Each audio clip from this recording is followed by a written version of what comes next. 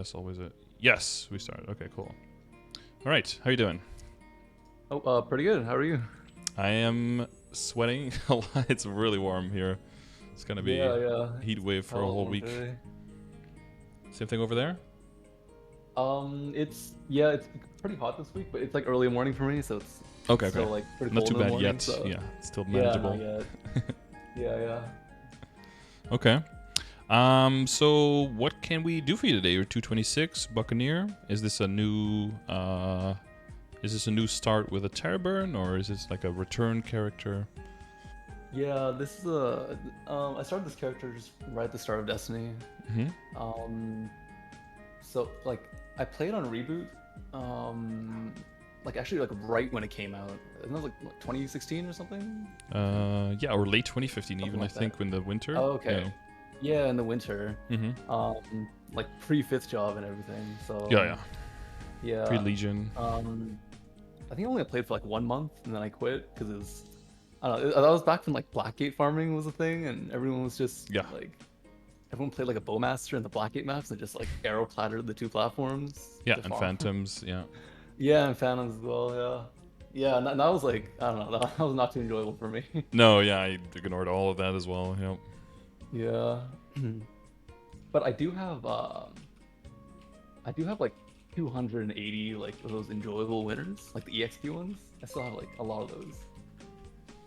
The I'm still trying to 280s? figure out like Oh, right, yeah. Yeah. yeah those Enjoyable it's like Winters, Lucky Winters, Winter yeah Energy. lucky winners. Yeah, I have a ton of those. Mm-hmm. So I'm like trying to figure out how to use them.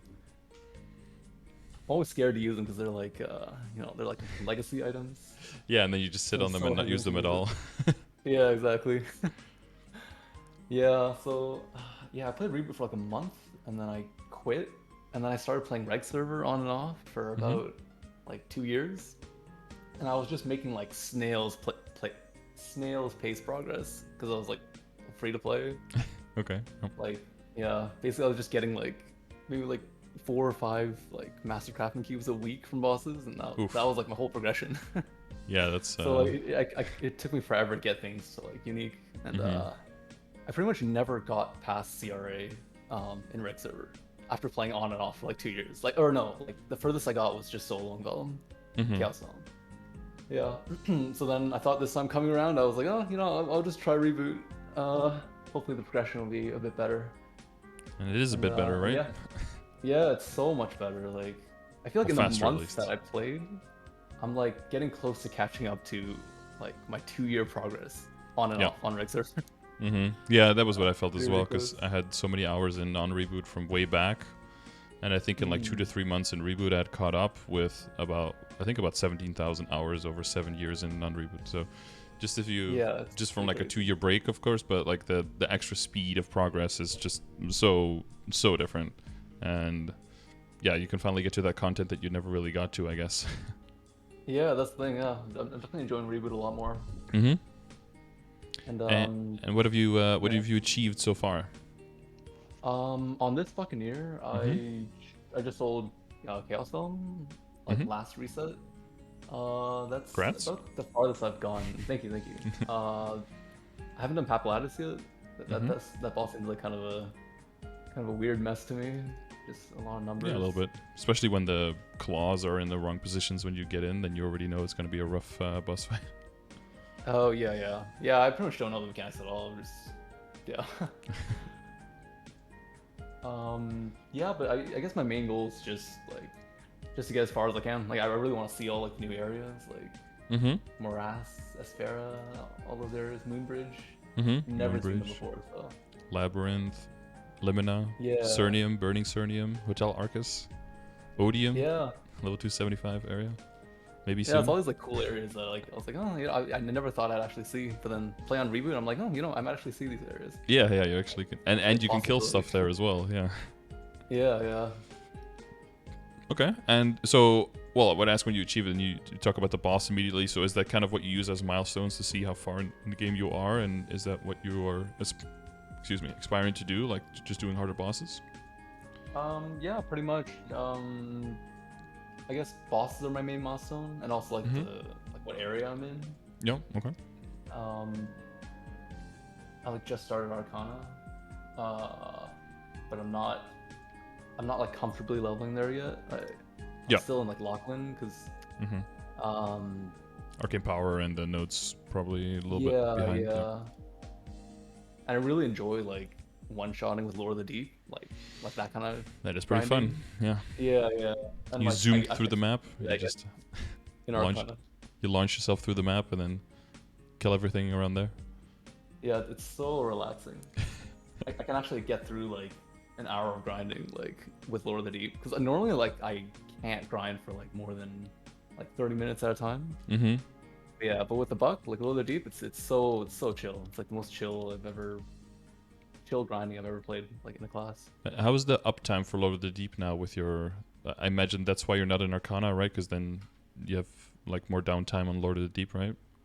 Yeah, yeah. It's in Arcana. I'm definitely like once it turns off. Well, I've only really tried it in the what map is the like the Earth Spirit Yeah, and Sun Spirit Whispers. maps. Mm-hmm. Yeah, like it'll turn off and it'll be maybe like 10 seconds cooldown left. Okay, not too bad. Yeah, I'm still pretty unsure of like how the cooldown works. It just comes out like one-shotting, right? Yeah, I believe the more... every time you kill a monster with it, it lowers the cooldown a bit, is how I always see it. But every time you hit, it also costs you some... so like the more kills per hit, the longer the uptime stuff, or the more the cooldown gets reduced, which results in a higher uptime. That's how at least how I read it. But you know, haven't played Buccaneer in a bit, so definitely not since Destiny, and quite some stuff has changed with it. Okay, yeah, yeah. Yeah, I noticed it's always up in bossing though. Like, as long as you're in a boss, then it's just always up.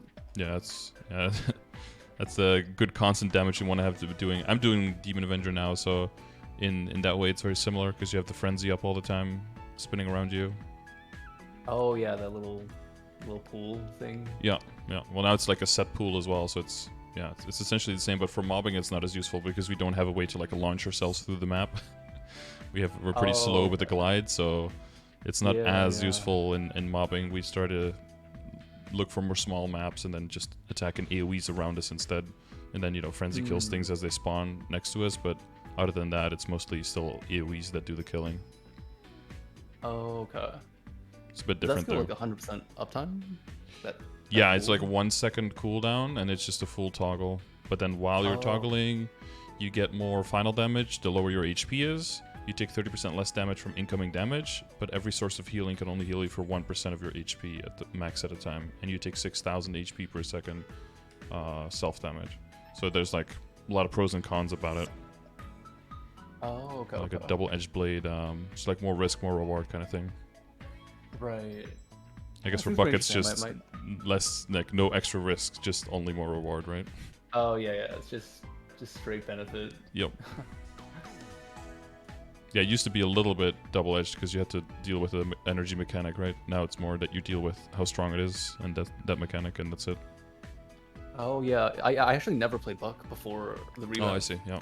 Yeah, I just heard like, oh, there's so much hype around the Buck. I'm like, oh, just try it out. First Destiny, our first like reboot comeback character. But it was warranted.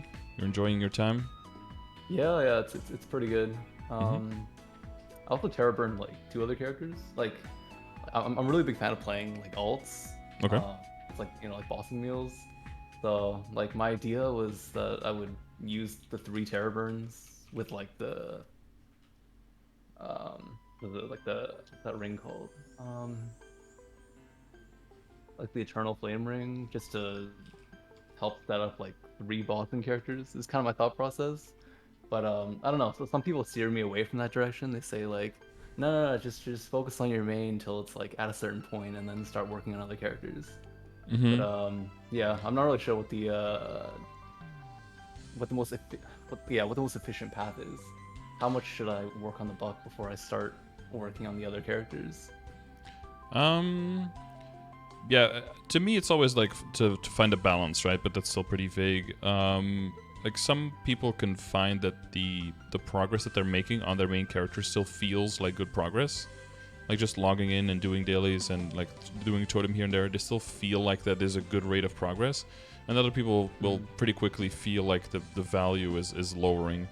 And what, of course, it might have to do with is how much you play, and then as a result, like how quickly you run out of your totems and everything, right? And once you have to start doing things off totem, or you're just out of totems and there's still a bunch of month left, and you know that for yourself, then it might make more sense to kind of space the totems out throughout the month, you know, so you have more weeks to buy Legion coins on, and so you have more time to build up your Legion, and that will give you more space for the Legion coins, and that'll help you fund your character as well.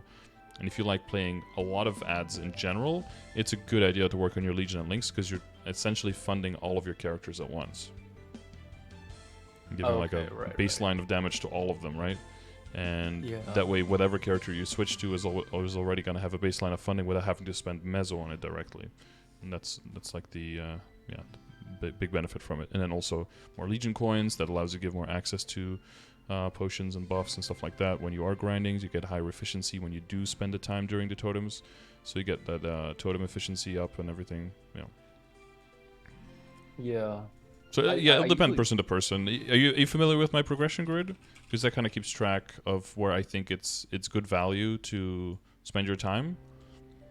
So like if you're I actually have not looked at it.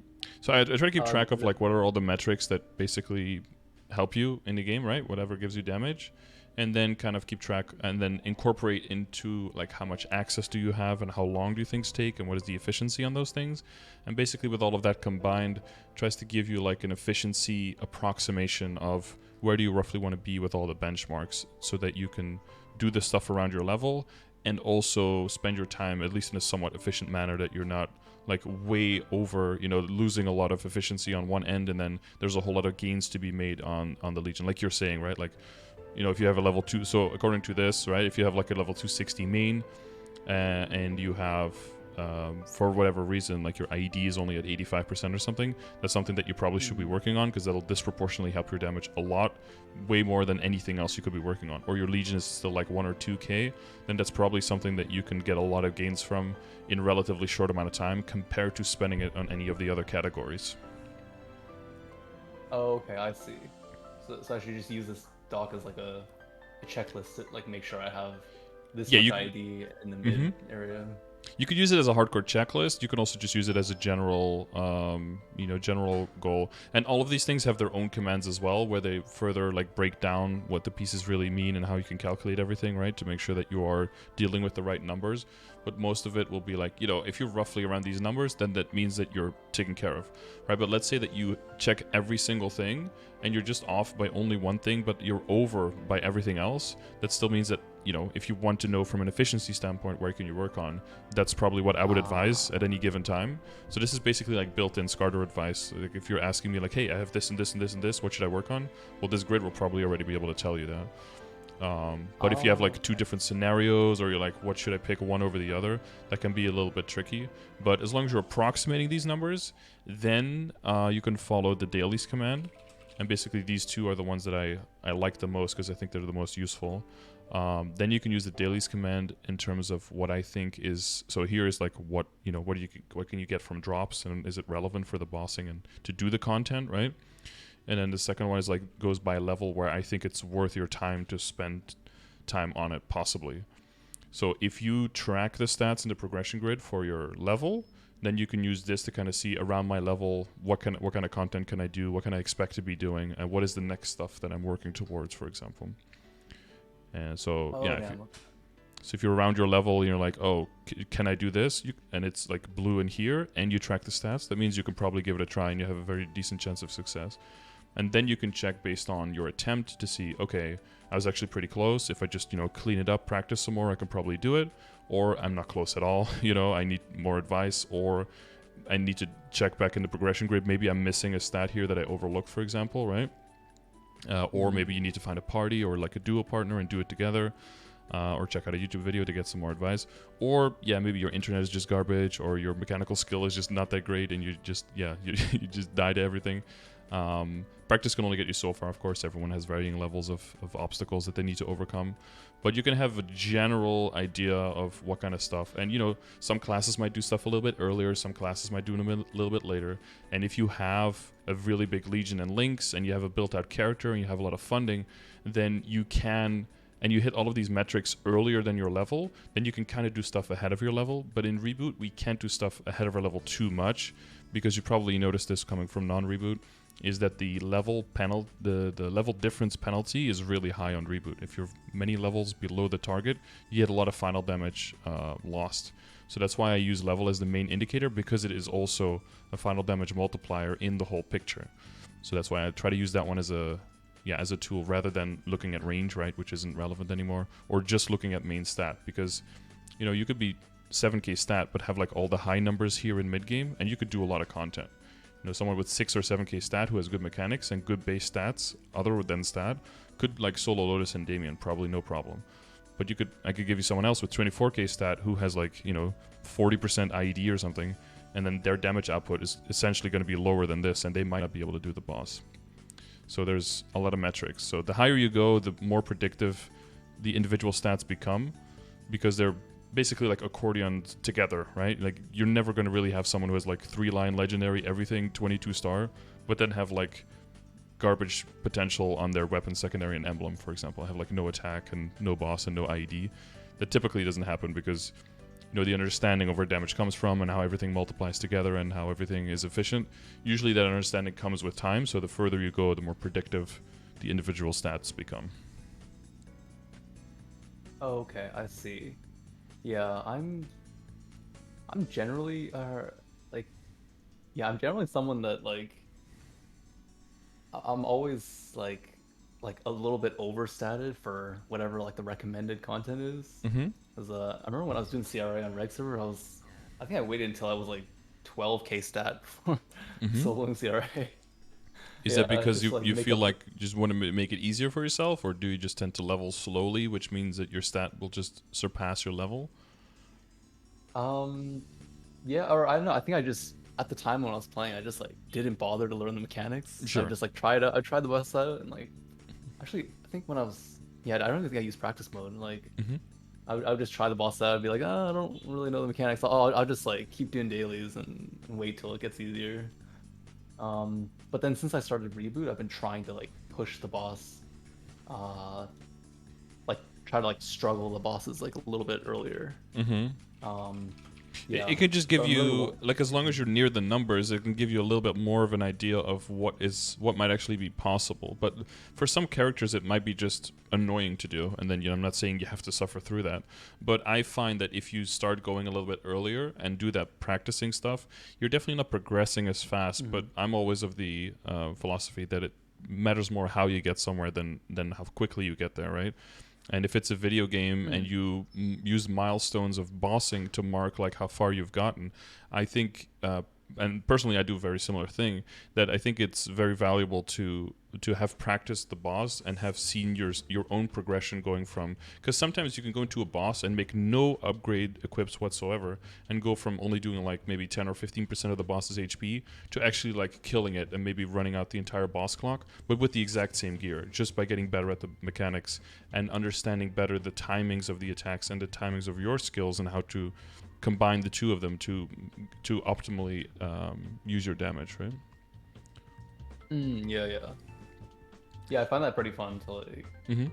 I mean, like nowadays, I really enjoy using the practice tool and just like using it as a metric to see like how well I'm doing, and like, making a little bit of gear upgrade, a little bit of like mechanical skill improvement, and just seeing the like getting farther with the boss every time. Yeah. Pretty Are you doing satisfying. like guild culvert as well? You could see your score there improve as well, right? Every week.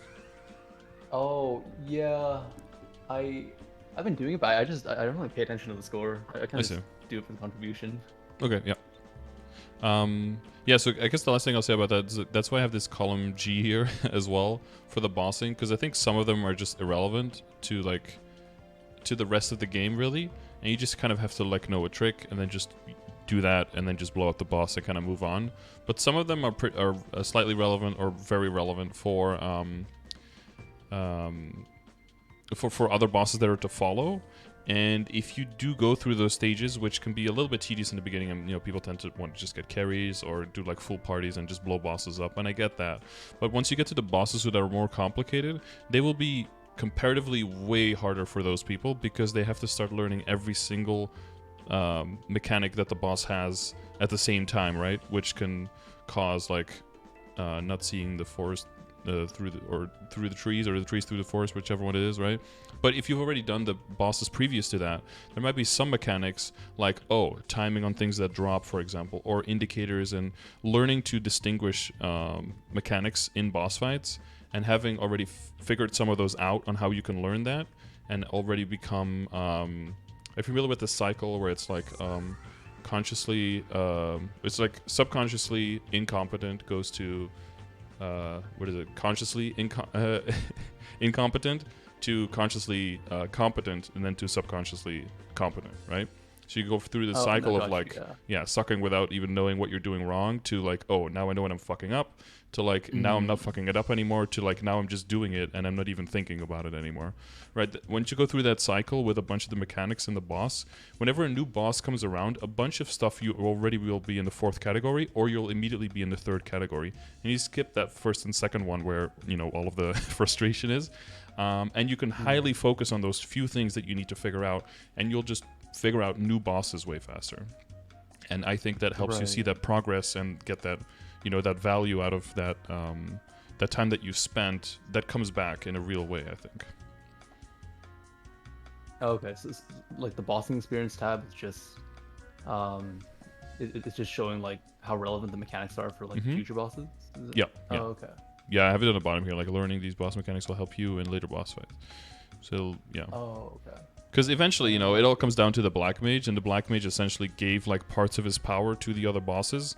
So you will basically see all the other bosses, especially his commanders, have skills that will all just come back during the Black Mage boss fight, but then all at once, basically. And if you know all of these mechanics and you know how to dodge all of them, or you know how to deal with all of them, you can get through that stage faster. It's not even guaranteed, because I struggled quite a bit with it, but it is, if that's that's the extreme case. If that's the first boss you start learning, it's a really rough it's a really rough learn. But if you've done all of the ones before that, you can just recognize those patterns. Oh, okay. Oh, pretty interesting. I actually didn't know like Black Mage was like the. Like, I've watched videos, but like I can't understand anything. All I see is just like it's just a lot the balls going. and spears. So some of those balls, for example, that's like kind of taken from the Magnus boss fight, right? And then the lasers are kind of taken from the or not taken from, but they're like also given to the Magnus boss fight, because Magnus got like part of the Black Mage's power, and then Lucid got part of his power, and she has those big lasers that she can shoot.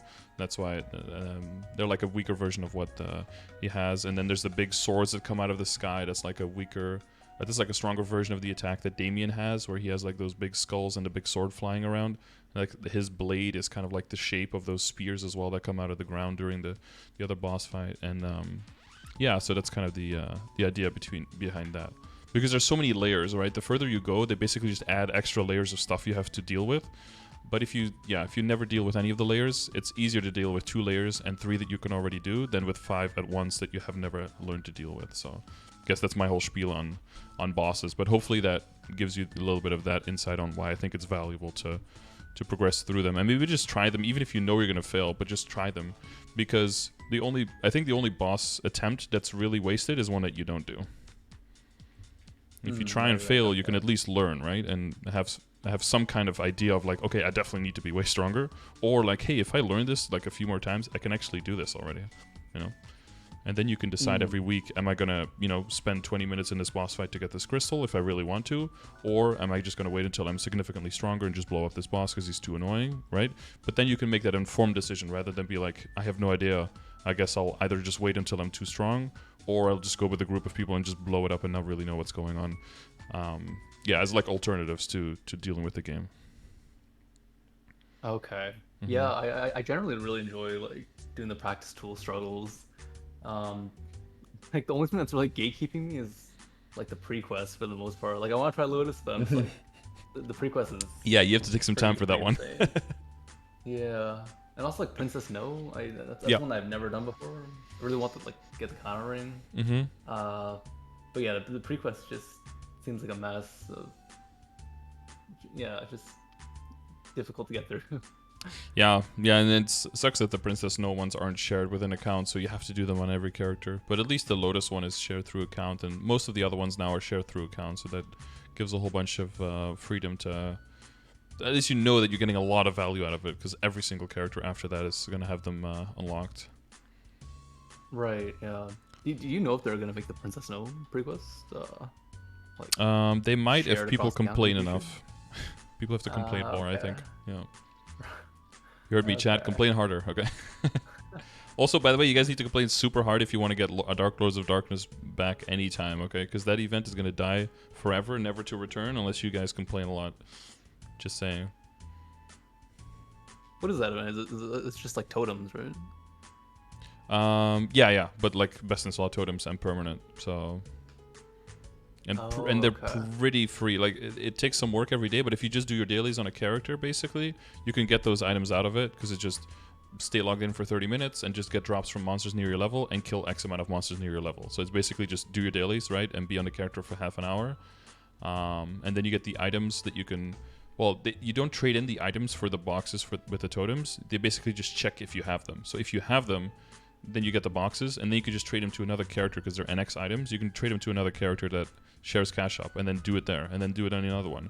And then right after reset, you can trade them back again because they last 24 hours, but they check on the day. So if you do them like in the middle of the day, you can get 2 days worth of checks on every character that shares cash up by just doing it on one character a day. So you do it on one explorer, you get 30 checks out of it, right? With 10 boxes each, so you get 300 totems out of one set of daily. So that's good value. Oh, okay. Even though the chance of getting the highest ranks is pretty shit, even if you get the gold ones, they're really solid.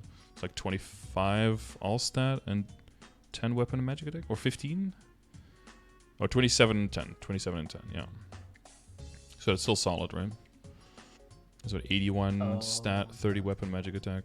Just for the gold ones. And that's guaranteed. Like, you're gonna get 3 gold for your stat. But if you even get a dark, those are like, I don't know, they're like 37 and 15 or something, so. Okay. Yeah, I don't think I've ever been around for like the Yeah, it's one of those totem really sporadic. It used to be specifically on Halloween, because like, Dark Lords of Darkness supposed to be spooky and everything, but Oh yeah. yeah, then they kind of skipped it one time and then just did it the next year in March, and it was like, okay, and then they kind of did that one more time because people complained that they didn't get it again. Then they tried to do a shorter version of it. People complained again that they did the long version, and now they're just like, well, if people don't want the short version, then we're just not going to give it at all, and hopefully they forget about it. I think is the is the strategy right now. So don't forget about it, guys. Okay. Okay, so we spent some time on the bossing stuff. I think it's pretty useful. I don't know if you got something out of that. Hopefully you did. Oh, for sure, definitely. But we're already almost half an hour in, so I want to make sure that we get through everything and that you feel like you got everything you needed out of the session. So are there any questions that you had, that you maybe like topics, systems in the game, anything that you really just want to make sure that we get to the bottom of before we? Let's see. Here's a list, chat. First, the questions I had was just like the most efficient path to like AK Legion or whatever Legion goals, like milestones. Because I was originally following like O Lunar's guide. It's like a random one I found on Reddit. And it's just like it's like a level everyone to 70 kind of deal, and then all to 120. I'm kind of just trying to figure out like what a time efficient Legion grind, or yeah, like path to get to AK Legion would be. Sure. So 8K is definitely the like holy grail for Legion, because that's when you have so many characters in your board that you can easily make sure you have enough crit fill to get 100% critical rate. You can put your critical damage full, your ID full, and your boss damage full, basically, with 8K. So that's... And then you can make that fit, however you want for any character. If you're going to be maining a character that also needs like buff duration full, then you'll also be able to make a serious stab at that. And that is highly advised if your character depends on buff duration. You don't, so that's not as much of a push. So for you, that also means that if you're at least at 6k Legion, so you have the full grid, or go a little bit beyond that, whatever is reasonable. But like at least a 6k push, I would say, is really valuable. Usually past that point, your Legion is so big, your link skills are so strong that every single character that you want to play, you can just do whenever you want, whenever. But the question there is going to be, are you going to be dedicating your totems to leveling those characters up? Because that's basically pushing characters from like 150 to 200, or like 140 to 200. Are you going to dedicate totems to that? Are you going to use growth potions? Are you just going to wait for burns and terra burns? Compared to, are you wanting to use all your totems on your main character at that point, right? Because if you're pushing for 260 plus, 270 plus, 280 plus, like some people, if you're not at least dedicating all of your totems to your main character, you're essentially not going to move forward, because we don't have the scaling up with Kishin anymore. So you're just limited to those 17 totems a month. So that'll kind of depend on how quickly your progression goes from 6 to 8. But like you mentioned, so I have 3 things. So one is like tips on getting your Legion out quickly. If you want to build your Legion quickly, the advice is just make a lot of characters, right? As soon as your character hits level 60, it's the B rank, I believe, which is the lowest rank you need to be able to even count for Legion, and then those 60 levels get added to the Legion. And the lower the level character you get a level on, the easier it is to get the level, but one level always counts as one level, right? So what's easier, getting a level 250 to level 275, or a level 60 character to level 85? Obviously the second one, right? But when it comes to your Legion grid, they count exactly the same. So it's just power in numbers and just throwing a lot of characters out. So we can look at your current situation. I'm going to imagine you have 10 characters or less, right, at this point for your Legion? Never mind, you have a lot more. Yeah. Okay. Actually, you did warn me that you like to play time. alts. Yeah, my bad. I should have listened to that a bit better. Yeah. So you have way more. Okay, I'm way off. So this is what, 37 characters? 12, I think so. 36, 37. Yeah. Okay. So I you still have close to 40. Yeah, and you do you have a beast tamer and a 0 in that, or not yet? I do, yeah. Okay. I made the push to 200 0. Okay. Pretty early on. And the beast tamer is 140. I think. Okay. Yeah. So the initial jump, So wait, what is your Legion at right now? Oh yeah, it's 5.5 already. Okay, nice. Yeah, so the 6k jump is basically just, making sure that all of the characters in there are 140, 150. And then usually so for speed and efficiency wise, I would say there's a few things. One is, by this point, you probably know which characters you actually like training and you thought were okay and know are fast and enjoyable, and which ones are just going to be torture, right? Mm-hmm. Yeah. So characters that are torture and on the lower end, but that you want to eventually get to 200 or 210, those are the ones I would always look at for growth potions or for mega burns or terra burns. So the lower they are, the more likely for a burninator, right, or for an actual terra burn just to remake. But then they are fighting for viability there for if you want to maybe make a side character or a boss meal, because that would be higher priority in my opinion.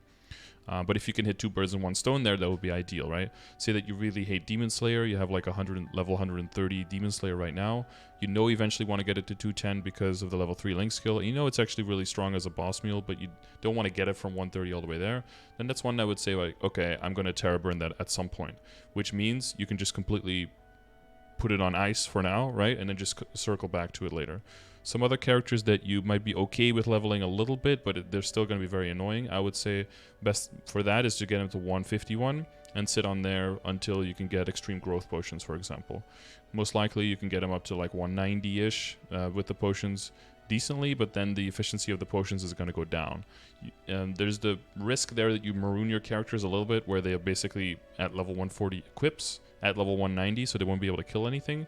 So at that point, like event EXP, growth potions, stuff like that can kind of artificially keep the levels going is probably going to be necessary. So keep that in mind before you do those levels. But again, if you're just doing it for the Legion levels, that's the main goal.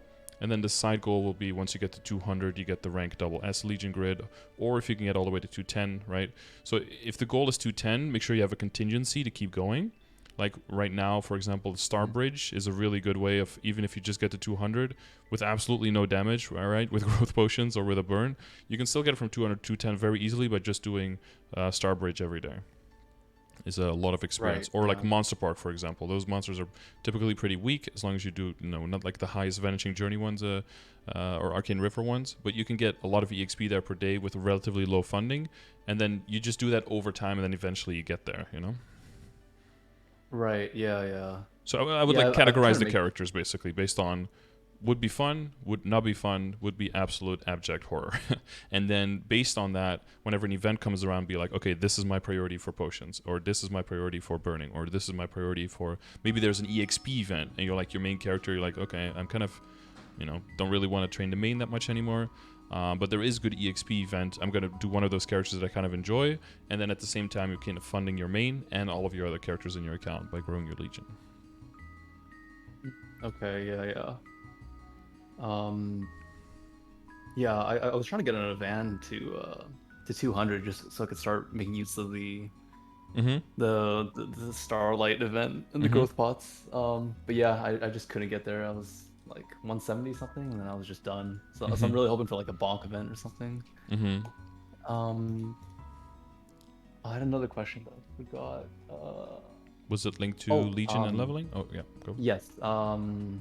I don't know if it was like a relevant concern, but like because a lot of guides tell you to make all like 40 characters like pretty low level and like stagger it in that way. Like Mm-hmm. I was always thinking like is that gonna make it so then like when a burning comes, like you're not gonna be able to make use of it because you need to like make the character like if your slots are already filled out. So that's kind of why I was worried about like making all 40 Yeah. characters because So you burning have, comes out and I can't make use of it. well, yeah. So you have 40 characters that count for Legion. That's gonna go up to 42 in the winter update.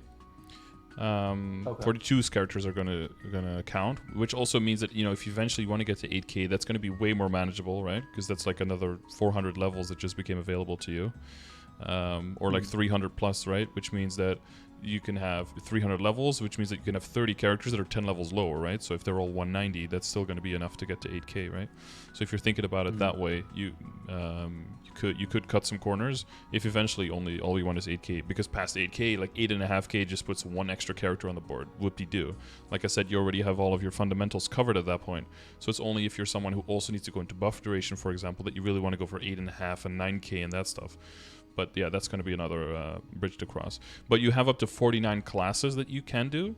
And you have up to 54 character slots that you can do. So you'll always have a little bit of a buffer. Like if you do all the characters, people say do all the characters. That basically is because no matter what you want to main or what you want to play at a moment, you will always have an optimal Legion configuration specifically for any character if you have all the characters available. But if you only play like one or two characters, it's very possible that like 10 characters or more just don't contribute anything to your Legion board, and you have no business leveling them. And sometimes people will level just multiple of the same character as a result, maybe characters that level way faster, just maybe as an extra bossing mule because you already like the character and you can play them faster, or because there's a Terror Burn around and you might as well. But the main thing is, like, let's say that you do have, like in this situation, right? Let's say that you're you wanted to make like the biggest possible gains with the Terra Burninator.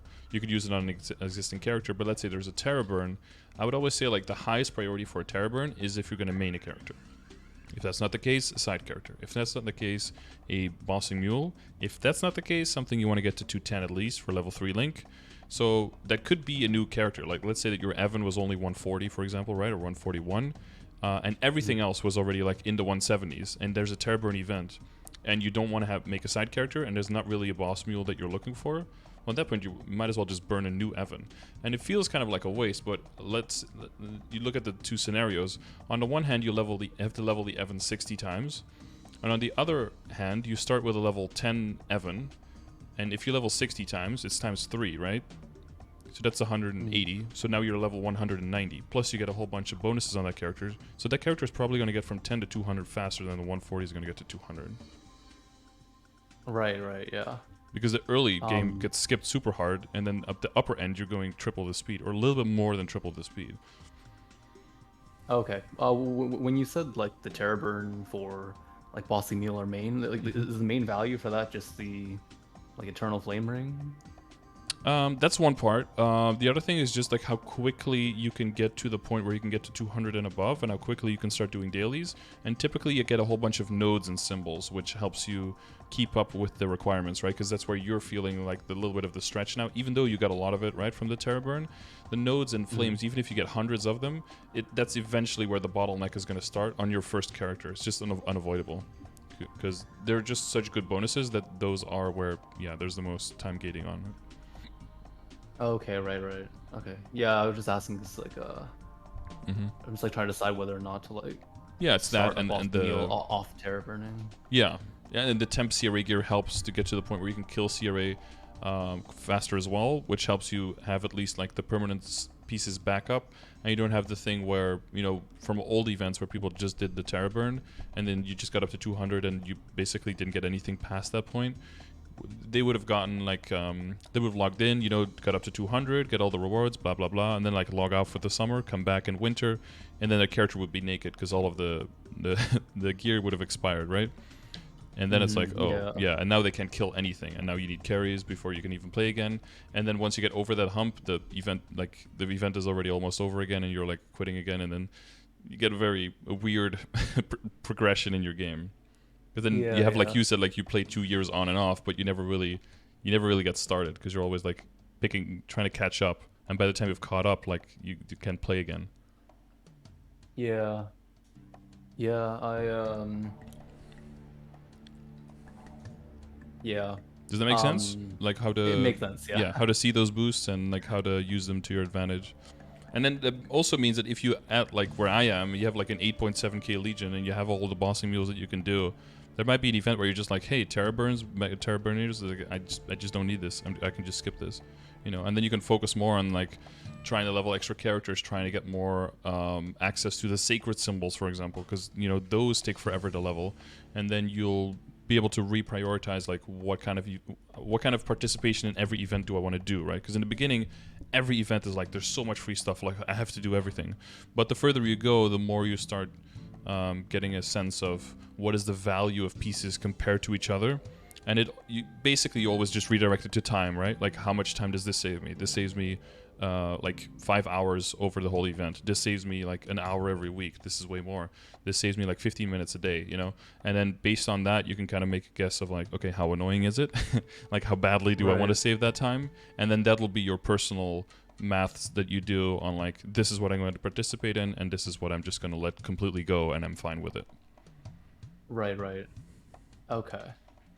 I think like the biggest question I have, just confusion in Reboot, is just like the general gear progression. Because like I came from Reg where like I would just buy arcane weapons for like 10 mil, and I would they're a bit more expensive now, but yeah.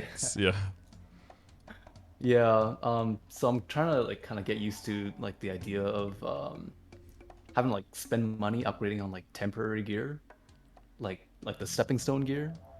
So my main questions are like, how far do I take the like how much mezzo investment do I put into these temporary gear, and which temporary gear do I choose for characters that are like maybe like 210, like just starting to get into CRA? Yeah, the questions are like, how temporary is temporary really, right? Yeah. Because once you can figure that out, then it gets a whole lot simpler. So there is certain stuff that might seem temporary, but kind of becomes permanent in a way of like being drop in meso gear, right? Which is way more relevant in... I think now in non-reboot it's also very relevant again, but like at least a while ago it was way more relevant in reboot than in non-reboot of like getting drop in meso gear. And then, so the major player in it that determines that, I think, is transfer hammer. Do you feel like you understand completely how transfer hammering works? Yeah, I do. Because once you know that, every single equip you see like the potential of the equip, right? Like what it can do for you, what it can do for your account and for your progression. Does that make sense when I say that? Yeah, I think so. Like let's say you get an epic solid Gollix pendant, right? Like if you don't know transfer hammer, that's just garbage. Like you don't need that. But if you know transfer hammer, you know like, oh, I can give it a star, transfer it up to another pendant, whatever level is in between. Maybe pendant was a bad idea. I don't know how the transition goes. But like maybe you can get the epic just transferred over, and basically you're sitting on 100% epic potential scroll, right? Which just costs you like 50 or 100k mesos in transferring, but that's way cheaper than any other way of getting epic, right? Yeah. So basically, what we look at when you're progressing is you try to, like you said, like try not to overinvest in pieces. And one of the major ways that you do that is by knowing with transfer hammering, knowing how much value you can transfer from a piece to the next one. And if you can, then you can always push a little bit harder on those pieces. If you can keep all of the value, that means you can push way harder. And if you can keep none of the value, that means you stay on the weaker side. And that way, by having a balance of having some things, right where you want them, some things a little bit over pushed because you can maintain, and some things a little bit under, that keeps a total balance of keeping your money efficient on how you spend it, right? In the grand lines. Yeah. So certain pieces right now, so let's say like very in the beginning, okay, like you have penciler stuff. If you're burning, you go really quickly into Fafnir, and then you immediately get your temporary Fafnir. So I would say to a person who gets temporary CRA and Fafnir stuff, and it's like it's 12 star, it's epic. Depending on your access to stuff, but I would say just a cold cube to 6% stat. Maybe get an OK flame on your temporary weapon, and you just lock that in because you have it for 3 months. So there's no rush on getting away with it. Of course, we had events and everything, so you probably got tempted to to legendary or CRA. I get that. Yeah. But in general, for people, I would say that is like a block of really strong stuff that is probably already as strong as the average level 230 would get or something. But you're getting it immediately at level 150, so you can sit on that for quite a while. And what that gives you is the freedom, the financial freedom, to invest into the things that usually come after that you can do a little bit earlier. So a step that comes after that, I would say, is completing the boss accessory set, and mainly so that you can tier those things up to legendary and get weapon secondary. Your weapon secondary emblem are important, but your weapon is already kind of locked in, right? So your secondary and your emblem are definitely important because that's where attack percentage comes from, boss damage, IED, that kind of stuff. And then right after that, I would say, is getting your accessories to legendary for meso obtain and drop rate, because you want to increase that efficiency during those totems, and you need money to use to get those upgrades, right? And a lot of the upgrades get cheaper when you're star forcing. Specifically, star forcing is very cheap early on comparatively, but it feels very risky because of the boom chance. So you need to give yourself a little bit of time to get backups so that the boom chance isn't a hurdle that you can't take anymore. And during that time, you want to make as much money as possible so that when you have the backups, you can also have the money and then wait for an event, slam them together, make an upgrade, right? Okay, I see. So you're probably in that transition now, right? Maybe went a little bit harder on the... I don't know. So what's your drop in Meso Gear situation right now? Because I see at least one piece here, pendant, and earring. Like DMT came around, and I just got pressured to like legendary everything, and I tried to get like at least a drop line or a meso line on everything. But I don't have any like switch to damage gear or anything like that. This is my only set of accessories. That is totally fine. If those things give you like any kind of damage, that's just an extra, but that shouldn't be the baseline. You want your damage to come from your boost nodes, from your arcane power, from your weapon, your secondary, and your emblem. Those are the primary things that build your damage. And those will be supported by your Legion and your Links, and by the hybrid gear, quote unquote, like the gear that you always wear. So CRA stuff, and then later the Abzo stuff. Those will keep supplementing, but it's mainly the nodes and the arcane power that will keep up your final damage when you're training. And as long as those are tracking and those are like healthy within your account, then there's no pressure on your accessories. The real pressure on your accessories comes when you're moving into like Superior Gollux, when everything is legendary, you're getting everything to 17 stars, right? But this comes after you've made all that money to be able to afford that. And you need the drop in the Meso Gear on the accessories first to be able to afford that in the first place. You don't necessarily need to, right? You can skip the jump, but then you can get to 17 star and legendary faster, but then the jump after that takes forever. Because now you're going to have backups, sure, but you're not going to have the money to be able to make that if you didn't make the drop in Meso Gear earlier like you did. So that was a very good investment to make. Okay. And there's no bad thing about like this is like a perfect setup. So you have you went for 5 Meso and 4 drop, I believe, right? Yeah. No. was trying to hit like the max mezzo, Yeah. like five lines.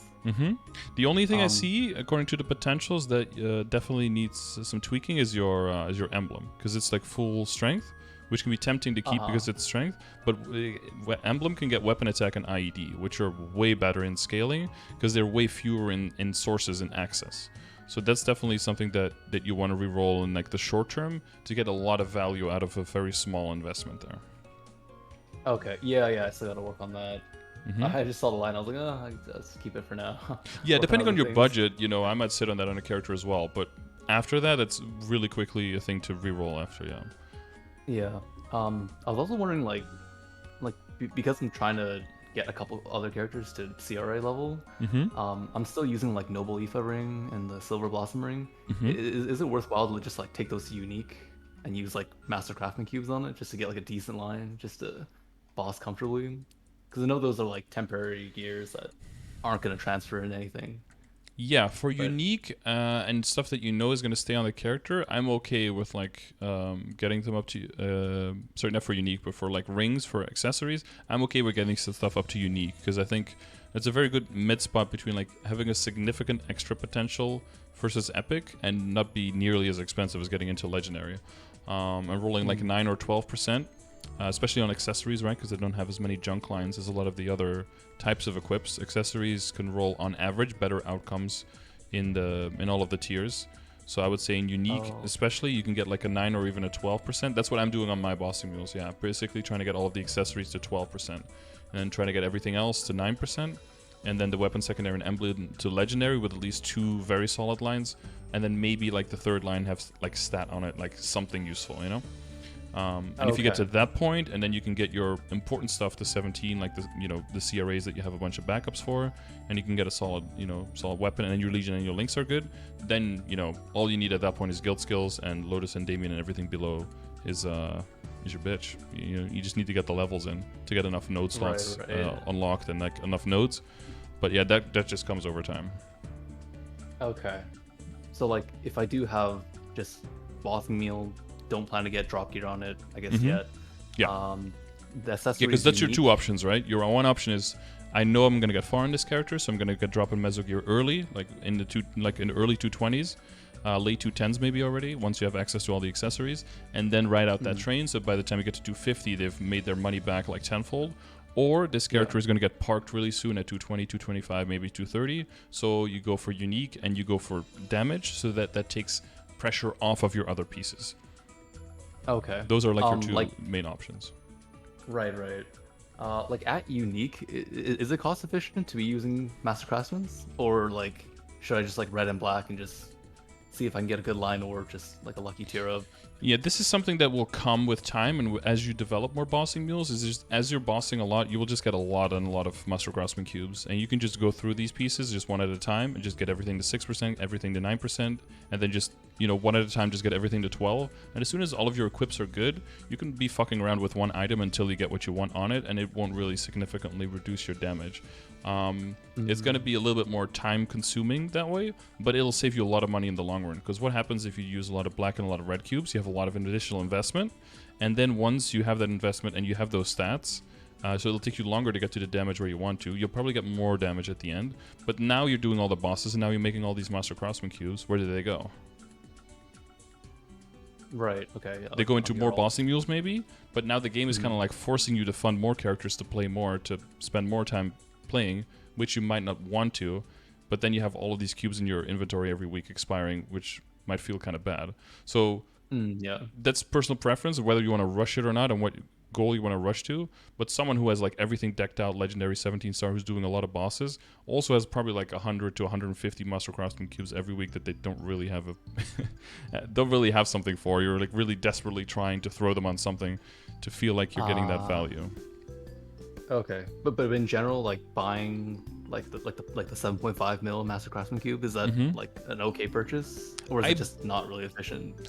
I bought them like very early on in the game, but like I said, it'll depend on how quickly you are starting to build like your waterfall of resources. If you're bossing a lot on your main character now, like every Master Craftsman cube, every Meister cube probably already, and every maybe the flames not yet, but the flames pretty soon as well, are just not going to, although you don't make as many of those anymore, are just going to start trickling down to the next character, right? And the relative value on every next character is going to go down, and it's going to go down to number 3, down to number 4, now to number 5. And the more bossing you start doing, the more cubes start cascading down. And in the beginning, there might be that initial investment necessary with some red and some black, maybe just to get it to unique, and then with some of the unique, the muscle craftsman cubes, I mean, at unique to reroll. But once you get past that initial point, I think you will just see that it doesn't really make much sense to do it pretty quickly, because you'll just have so many cubes coming in that it almost doesn't make sense to buy them anymore, because you're speeding something up that is just organically happening anyway. Oh, okay. But like early on. Yeah, for the first 2 or 3 maybe. Yeah. Okay. Yeah, because the faster you get to, so this is, I usually say this to people, like if something is rare, try to get 3%. If it's epic, try to get 6. If it's unique, try to get 9. But if it's accessories, I would go for 12. And if it's legendary, you go at least for like 21 or like 23 if it's 160 plus. Because if you are not at least going for those numbers, I don't think you should have made the investment of tiering up to that thing in the first place. Because, yeah. Oh, okay. Otherwise, you're not getting really like your money's worth of like the whole upgrading cost there. Ah, I see. Okay. Is there any kind of like database or anything for like which type of equips can roll like more stat lines easily compared to other equips? Yeah, so under cubing, I have a few things. I have 3 things here. One is the priority for cubing. So that basically tracks that. It's a beautiful, beautiful thing I made a long time ago with some interesting ways of writing things. But it basically talks here about like your general priority. So weapon, sub-weapon, emblem, right? Weapon, secondary. WSE first, then badge and heart have the least amount of junk lines out of everything in the game. Heart right now, right? The fairy heart in the shop that's available. Badge with potential all no longer available, but if you have a character with it, that's where that goes. And then glove with crit damage is a little bit in between. It's still a glove, so it's not like it basically falls into the same category as like number 5 here. But it can get crit damage, which is disproportionately very, very good, especially if you have a 100% crit rate. So in general, especially once you're going to legendary, this is going to be a pretty high priority. But like drop rate gear would come first, right? And then when you're cycling back through the things, and you're going for stat, then the glove crit damage definitely comes in. Then the accessories, because they don't have that many junk lines. And then shoulder, belt, cape, shoes, basically everything else that is not hat, top, and bottom. Bottom is the least bad out of these 3, but hat, top, and bottom are in a category of their own. Like, so on average, if you're trying to get 30%, like 1299 lines on an accessory, on average is about half as much as on a hat, for example. So you can do 2 accessories for the price of 1. So if you're just trying to get like 2 lines, it's not as huge of a difference, but if you're going for 3 line, you really, really feel the difference. And this is generally also why my advice is not, is usually, but you have an event now, a DMT, to wait on the hat top and the bottom, like the CRA pieces basically, and just save money there and focus more on star forcing first, because you can get all the backups there and you don't have to transfer.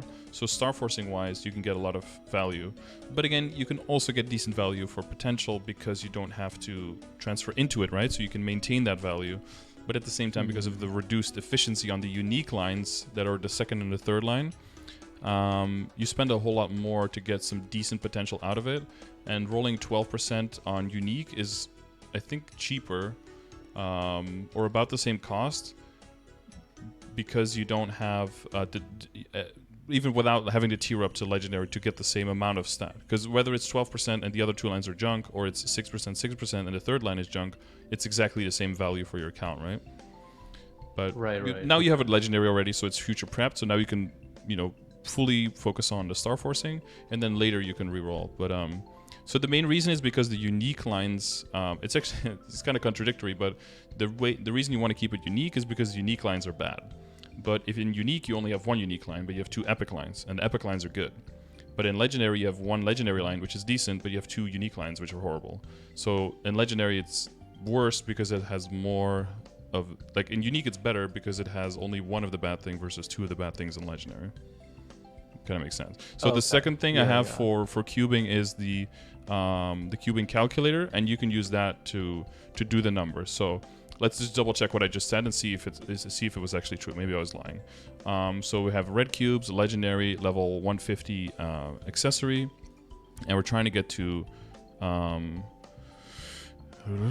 So this is when you get your Sweetwater stuff, your Superior Gallic stuff, things like that, and you're trying to go for 21% stat plus, 12 and 9 lines. Oh no, what did I say? 30% is what I said, right? Let's not compare apples and oranges. Okay, so median cost is 6 bill, and an average is like 8.7. So median means if you're just doing one item, then you'd be closer to the median, and if you're doing a bunch of items, you'll be closer to the average because of outliers, right? Because if you get like very unlucky on one item, it'll just drag up the average cost of everything. But there's always a certain minimum. The chance that you have an item that you just roll it first cube, I mean, there's a chance, but it's pretty low chance. And now instead, if we do the hat, for example, hat, and go 30% stat on that, same metrics otherwise. See, now it's median cost 13.2 and average is 19.15. So that's where it's at the most extreme. If you're just going for 21%, now you have 550 to 800, and this one is so it's still it's not as extreme here, but it's still a pretty significant difference. But now if you're looking at what was the other thing I wanted to check?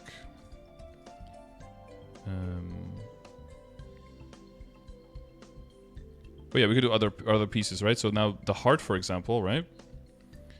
For 30%. See, this one is even lower. So that's why on that little infograph here, that's why, not that, this one, that's why it was even higher there. Because that's 4 and average only 5.7 to get 30%. Because it just have fewer lines that you don't want. Right. Yeah, makes sense.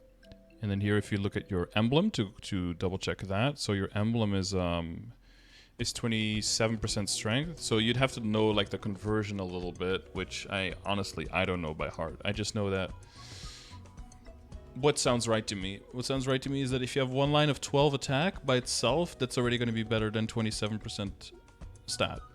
Because you get diminishing returns because of how much stat you have, right? But you don't have barely any lines of percentage attack because your weapon is limited in it, and your secondary has one line? Yeah, one line, I think. Yeah, so relatively, percentage attack is still very valuable, and the higher in Star Force you go, the better percentage attack gets because there's more weapon attack on everything past 15, and that's when you're really going to start seeing that value in the percentage attack lines. Let's say the emblem, red cube, it's already legendary, it's level 100, and we're just trying to get even just like 2 lines attack. Like, 2 lines attack is probably going to be like double the damage that yours does now, most likely. Even if it's just 2 lines with like 9% attack, and that should be done. Can be done in under a bill. Might be a little bit more expensive because I still don't know 100% if they separate out 2 lines of magic attack and 2 lines of attack. So it could be double this. But even if it was double this, it would still be definitely worthy, right? Okay, yeah. Because you can see how many cubes on average, median. You can look at all of the nerd statistics here. But this is really good to use, and you have the same tool for flaming.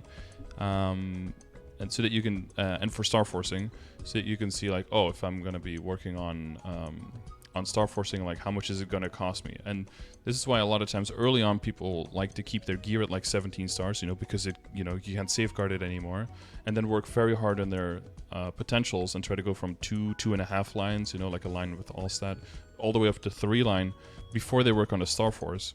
But if you throw it into a calculator, as long as you have backups, that's really, really inefficient. Because, and this comes down to flames and to flame score, and I don't know how familiar you are with that. Not.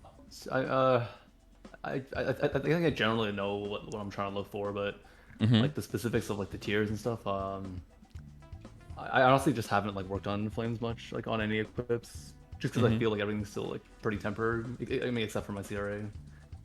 Yeah, so the whole thing with flames and with flame scores is because we we try to bypass the whole thing that has to deal with the tiers. We kind of don't want to worry about that because it's just a whole bunch of information that's not necessary. It just makes things more complicated.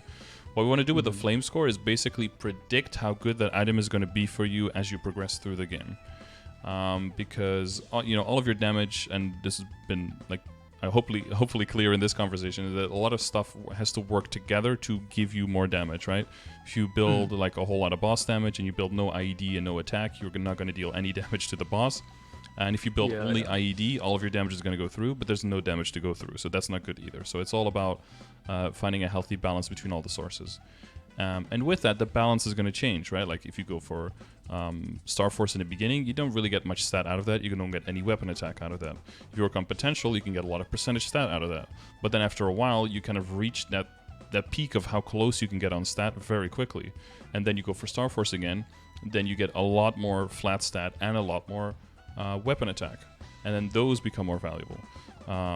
Or that becomes more efficient. So then those stats individually become less valuable, but the total chunk becomes bigger. So what will happen is how the stats compare to each other. If you were to say how much stat is one attack worth, for example, if you say that in the beginning of the game, it's pretty low because one attack is very valuable early on. The only thing that gives you attack is your weapon, and that's pretty much it. But if you're in endgame and you say like how much stat is one attack worth, well now, the stat is worth quite a lot because you have a lot of percentage stat that multiplies it, but you also have way more attack, which means that any individual attack is relatively worth less. So it's really hard to just I can just ask you like how much is that? You don't know, right? There's way too many numbers there. There's way too many mathematics. So there's like calculators and there's like general amounts of stats that people get to. And again, this goes back to the progression grid, right? Because this kind of looks at like how much stat are you relatively going to be at? How good is your gear relatively going to be? Because what makes sense where you spend your money. And based on those metrics and that balance, we have the flame score that is going to tell you how good that's going to be. So you can basically just not worry about the tiers, not worry about the outcomes. The only thing you have to worry about is like how expensive will this flame be?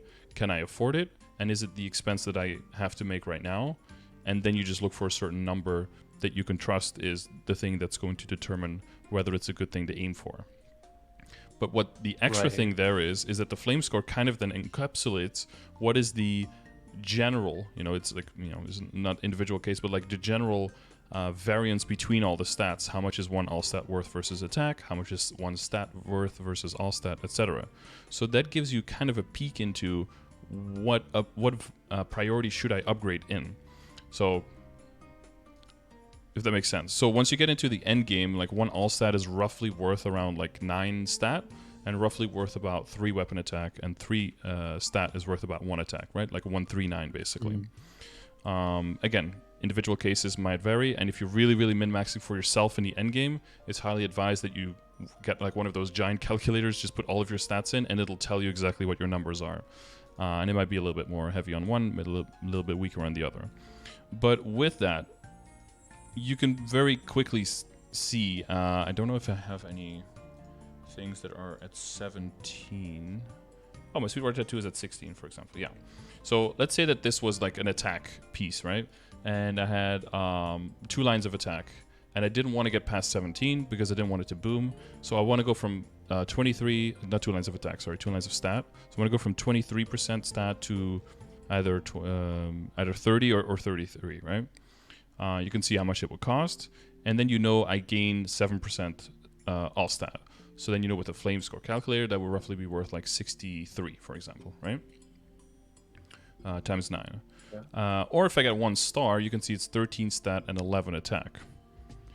So you can see there, like, okay, 13 and 11, so the 11 counts for 3, so that's 33, and the 13, so that's 46. So that's more than half. And if you then look at the average costs for that, and you find out that this is like probably like a third or a quarter of the other cost, but you get more than half the stats, it's very clear very quickly that this is more efficient. Now, it comes at a slightly higher risk, right? Because it can boom. So what does that mean? That means that either you are brute forcing your way through with potential, which you can only do up to a certain point, which if that's your choice you can do, or you just take a little bit of foot off the gas, don't upgrade yet, wait for an event where it's even cheaper, and do the dinero dailies, right? So you can have backups, and then you don't have to safeguard, make it even cheaper. And then if it works, you save even more money and you get even more efficiency out of it. And that's kind of the general idea of like equip progression is, you know, which pieces you get can be relatively simple, but how far you push them is the hardest part, because it is calculations in like 3 different fields, in flames, in potential, and in Star Force. And then it's like, okay, which one is next? And it's essentially, once you're going past 12 stars and once you're going to legendary or beyond, you're the easiest thing I think is just to relegate it to events. Is there a cube sale? Okay, that means that the legendary things are getting re-rolled to 2.5 lines, for example, or to at least 2 lines, 2.5 lines. Is there a DMT? Okay, now we're pushing things to legendary that will get a good value once they get to legendary. Is there a 5, 10, 15? Okay, now I have to get the stuff that I have at 15 stars past 15. That's when that's most efficient. Is there a 5, 10, 15 but I have nothing at 15? Might be better to just skip this event and just wait for the next one. Is there 30% off? That's a really good event to get things to 15. Now, how do we know this? Again, because of the calculators. You can just put all the numbers in, and you can look at the average cost.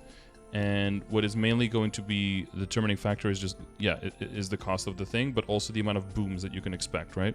If you can expect a lot of booms and you don't have any backups, then, you know, you can gamble it, right? Maybe you have one backup, you can gamble it one time, and then if you fail, cool, you just hold, wait until the next event. It can kind of suck to feel that you're a little bit railroaded like this, like you have to wait for events, but I think in a way, for me, it brings me more calm, so because I don't have to worry. Like, if I know that I'm building on the backups, I'm building on the money, then, and I see in Sunny Sundays that there is an event coming, then I start looking around at like, okay, where do I have like 7 backups? It's a 5, 10, 15. I have a 15 star. I have a bunch of backups. Cool. I'm going to try to get to 17, or I'm going to try to get to 19, depending on how much money I have and what stage your account is in. Is there a 30% off coming? And I only my main character is already like everything past 17, 18, and I don't really have a lot of backups. Cool. Now I can look at a boss mule. Maybe there's a boss mule with like 14 star, 13 star CRA or something that has gotten a bunch of backups. Maybe I can get that one to 17, and then maybe that one can jump to doing Lotus and Damien, for example. And then as you have more things and more characters in your account at different stages, every single event, you're going to have something that you can do. Right. Yeah. Like the last DMT for me was like, well, my main character literally can do nothing, but I can look at some boss mules.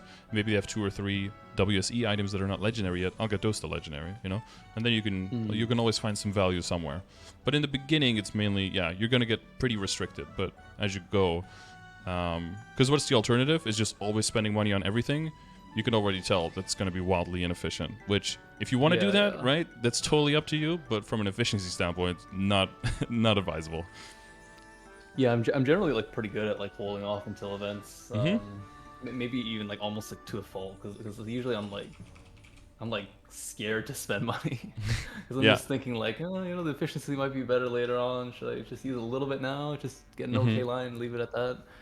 But yeah, no, that's just a balance that I'll have to find. Yeah, very early on, it's generally better to just spend very early on, right? Because the relative gains that you're going to make are just insane. Like, if there's an event literally in 3 days, like, please hold on to your money and just spend it 3 days later, right? But if the next event is like 4 or 5 weeks out and you're sitting on a bill mezzos when your whole account is only like 4K stat, like, please spend it, because you're going to get it back so much faster in the beginning. But once your Star Force is going past 12 and once your potential is going past unique, it just gets so much more inefficient if you're not holding. And it's not just holding because of the event, but it's holding because you don't have backups. And if you don't have backups, you have to safeguard, and then the efficiency gets really crazy. So we look at the example, right? Like, let's say that you're even going to do star catching, and you have CRA and it's at 12, and you want to get it to 17, and you only have one piece and there's no event. How much is it going to cost you? Even if you like star catch perfectly, like every star, right? It's like between 1.5 and 1.7 bill. Now, let's say that you just wait a little bit until you have backups instead, so you don't have to safeguard, and you're not even going to star catch. You're just clicking through it, and you do it during a 30% off. And now it's less than half. And then what is the optimal one is to get it up to 15. Right, so you're like at 700, so now you're 230 to 300, and then 15 to 17 that you sit on that, and then you do that not during a no boom, during a 5, 10, 15. Boop. And now you're spending like 5 to 600, right? So there's every piece on average, instead of spending 1.4 bill, you're spending 600 mil. just by having that patience. And it's 3 pieces, right? So now you're saving 2.4 bill. Where's that 2.4 bill going? In making your potential better, in making your flame better, in getting your drop rate gear up faster, right? So this is all, or in funding a boss mule, and then that character can start making money faster. So it's all the little things combined that will just make a huge difference. And then the one thing, again, if you know Transfer Hammer, that will help you a lot. The thing with the next stage is going to be that if you have Absolab, a lot of people immediately want to just like get legendary potential on it. And then you get legendary potential and you get 12-star Absolab, and now you have to safeguard. And because you have to safeguard, because you don't have backups, right? Because nobody wants to get backups for Absolab because those quests are annoying as hell. That is costing you 600 mil more than just getting a level 150 piece like you have already started working on, right? Like the gloves, for example, that you have. By just getting backups of this, and then just doing a 30% off, just getting it to 15, sitting on it, waiting for 15, 15, bumping it to 16, transferring it into the glove, bumping it to 16 again, and then safeguarding the last star, that saves you about 550 mil per piece. But if you have Legendary already, well, yeah, with Transfer Hammer, it goes back down to Epic. So now you're locked into having to safeguard, basically. So it makes more sense to go a little bit higher on Star Force first, on the lower pieces. And then once you get into Abzo, you can already flame the Abzo, right? Because the flame does not get carried over in Transfer Hammer. You can already work on the Abzo flame if you have flames lying around, because it's a high-level item and has flame advantage. So it gets good value out of flames. And then once a Star Force event comes around, then you take care of the Star Force part, and then you switch over the item, and boom, immediately a big upgrade. And then you can work on a potential after that. Like for the flames for Transfer Hammer, like I should be flaming the Absolab, or do I flame the glove, like the Susanoo glove? Definitely double check the Transfer Hammer video if you just want to make sure that you have the details. Here we go. So that video talks about Transfer Hammer, what the limitations are, and what gets transferred and what doesn't with Transfer Hammer and with transposing as well. And it also talks about like which pieces do you want to gather so that you can prepare for the next stage, so you can have the fodder ready, so you can have the backups ready. So that might be a good video for you to double check on as well, because that can give you input also on which dailies are useful for you and which ones are maybe not so useful for you anymore. Okay. Yeah, so the flame does not get carried over. That's only in transposing. In Transfer Hammer, the flame of the target item stays. Okay, gotcha, Yeah. gotcha. So if you buy the Abzo early, you can already start flaming it, and there's no worry about like negative interaction. And if ever you're worried with Transfer Hammer, what you can always do is just open a Transfer Hammer UI and just click an item you have and just click another item and just see what happens. And you can always just see what gets carried over. So you can see the stars -1, so it goes from 17 to 16, and the stars on this thing don't matter at all. The potential stays the same type of lines, and it even gives you prime lines in like the third line, for example, right? Because here it's a non-prime strength line on the bottom. It goes down to epic, but it's not a 3%, it's a 6%. It gives you the highest number that it could be potentially. And you see the second line changes because there is no item drop rate in epic, so it gives you a random option if you transfer it over. And then for the flame, you can see that the flame changes because it's the flame of the second item. It's the 24 dex, and it's the 1350 HP. Yeah. So you can always double check before you do it. Make sure it doesn't go bad. Yeah. I was just wondering, like, what is generally the best like pre-Absolab like boot, glove, and cape that I should generally be going for? Is it usually just a Japanese set yeah, so item? for the cape, I like the Tyrant a lot just because the base stats are just so good, and it has flame advantage, and you already have a good flame on it and good potential. In some situations, I would even say that you can probably skip the Absolab cape and just keep the Tyrant all the way until Arcane, because the set bonus for Abzo is a little bit weaker now, right? It's not so top heavy that you get the 30% boss anymore at the 6 set or at the 5 set. But once you switch into the Arcane Weapon and you drop down to the 4 set, then it's probably worth it, because it'll bypass those base stats of the Tyrant Cape. But the Tyrant Cape is definitely the one that you want. Some people will get the special cape from the Mushroom Shrine storyline, right? For the Threads of Fate, like the really big wings. Some people like that one. Once that levels up and everything with your character, it's pretty much a Tyrant Cape. It's like very close, but it doesn't have flame advantage, so that's like the one downside to it. But if you already have that one, then you probably don't have to invest in a Tyrant Cape. Yeah, when it comes to like shoulders is pretty obvious, right? So it's typically gloves and shoes, I think, that are the question marks. Yeah. Or I mean, shoulder should I just be staying royal black Yeah, like because the the set whole bonus is time? coming in, it's already unique and 15%, and the next one, there's really nothing in between here and Abzo that's even remotely worth. If you find the Susanos, right, you can start upgrading them during like a 30% off and start holding on to them so that you can transfer hammer into an Abzo once you get that to do the transfer trick basically. But you most likely aren't going to switch and equip them because you would lose the set bonus of the boss accessory set. And since you're fully wearing that, that's going to be a bigger loss than what any potential gain could be because the base stats of shoulders are all really close. Okay. Like a clean Abzo is probably not going to be an upgrade for you just because of the So set for, bonus. Yeah. right, right. And that kind of plays into the Um, hand of you don't have to immediately switch. You know, you can take some time to prepare and get the fodder going and everything, and then wait for the opportune moment and then make the switch. Because if you make all the small switches, as soon as it's like a tiny upgrade, you won't feel it, and that can be a little bit demotivating. On you just spent a whole lot of time getting this piece, then a whole lot of money upgrading it, and you're not even getting any tangible result for it, right? That can be demotivating. So that's why I like advocating for bigger jumps, bigger upgrades, because yeah, it might take a little bit longer, but then when you make the jump, you actually feel it. You see your numbers go up, you see the bosses dying faster, and that can give you the motivation to to keep on going. right, Yep. right. But yeah, gloves and shoes. Basically, there's so many options, and they're all really, really close. Like, what if you get a really good flame on Necro gear, for example? Really good flame on Leon gear. What if you get a really good flame on Empress stuff? What if you get what you have, like a good Nova shoe that has really good base stats as well? What if you get Susanoo's gloves, right?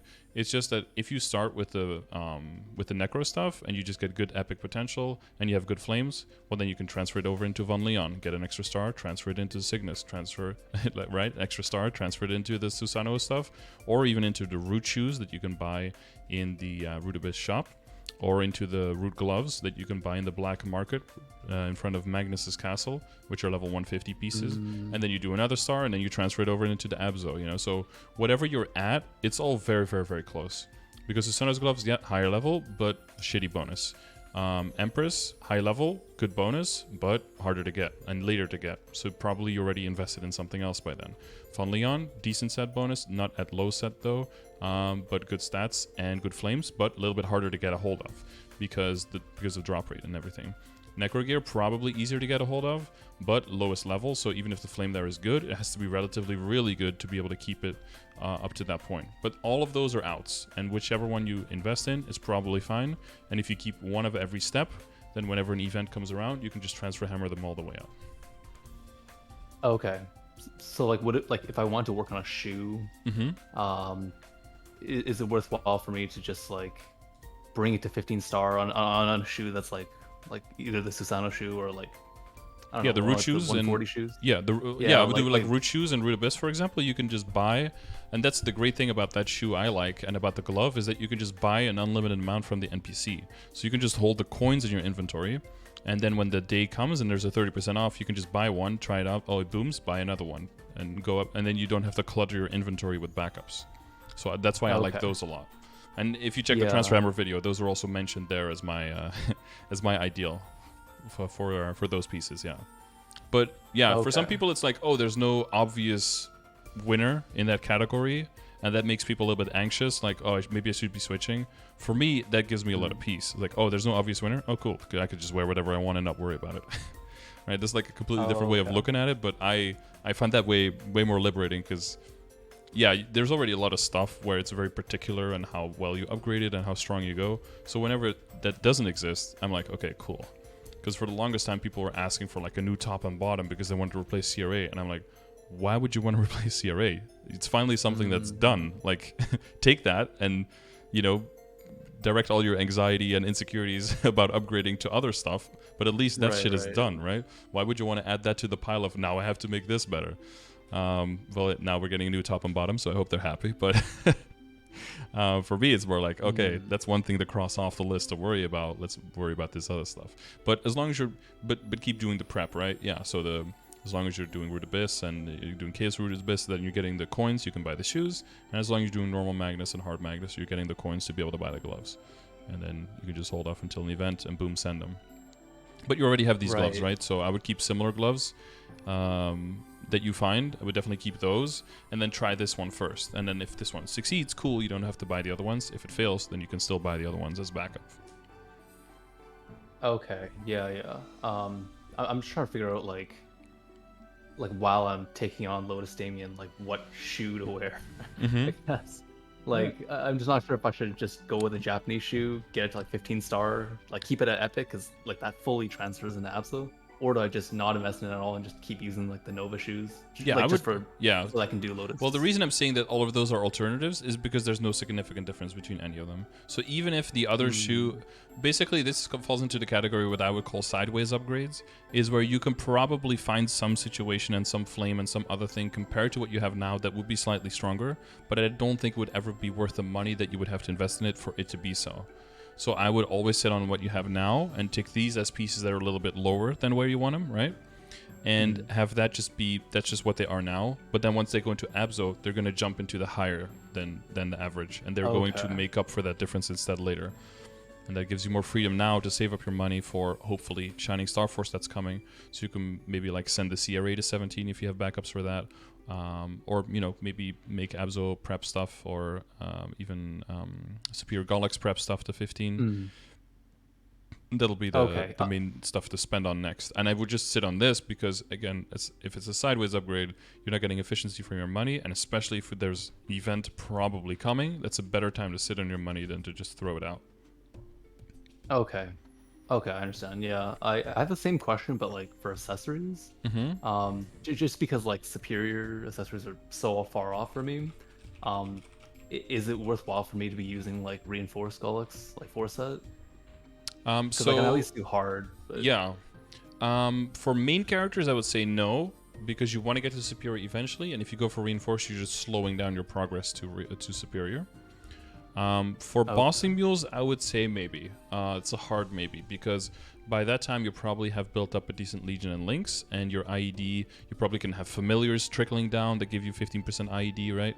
So at that point, your IED is not going to be as much of an issue anymore, and the reinforced still has 30% boss, 15% IED, which is still really good, and it's comparatively way easier to complete that set than it is superior. So I would say for Mm, bossing mules, it's a very, very high contender, especially if you're trying to scale up on like 10 or 15. Then I would still do it. Then I would probably do it, yeah. But if you're going to main a character, or you're at least going to get to 250 and maybe beyond, then I would just completely bypass reinforce and always aim for superior first. okay, I see.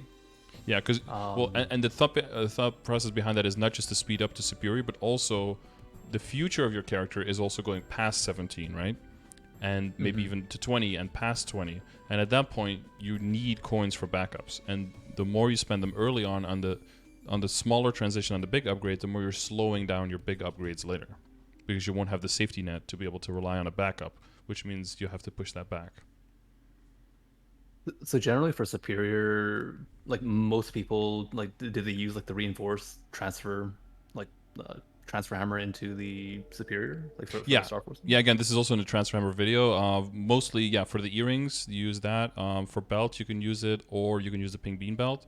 You already have the Pink Bean belt unique and equipped, right? So you probably just get Pink Bean Mm. belts as backups instead, so all your reinforced belts you can get rid of. Because again, now you basically have 100% epic pot already, right? Plus all the Star Force -1 will get transferred over. So that's why the Pink Bean belt is a really nice piece. Gets the boss accessory set early, and then when the set phases out, pretty much all of the investment gets transferred over into the superior, and you immediately make a direct line upgrade, not a sideways, but like a direct linear upgrade. And then for the rings, it's like the Kana Treasure Ring or the Meister Ring, depending on your access to that. And for the pendant, it'll be the Dominator pendant. So that's also why normal Arcarium is a very high priority daily boss, especially if you want to push further on your character, because both the Primal Essence for the Meister Ring and the Dominator pendant are very rare drops and come solely from that boss, pretty much. Like the Primals, also some other sources, but a lot of them are going to come from that boss. So that's why that's a pretty high priority boss to do, and that's also why drop rate gear early on is highly recommended, because the sooner you can start running that boss daily with drop rate gear, the sooner you can start seeing some results there. Okay. Like generally for like the transfer hammer, do people usually just like 16 star transfer, or is it worthwhile to like 21 star transfer hammer? like Well, before you use the superior item. yeah, I don't know what people generally do, but I'll tell you what you mathematically should be doing. Because people sometimes probably mess some stuff up.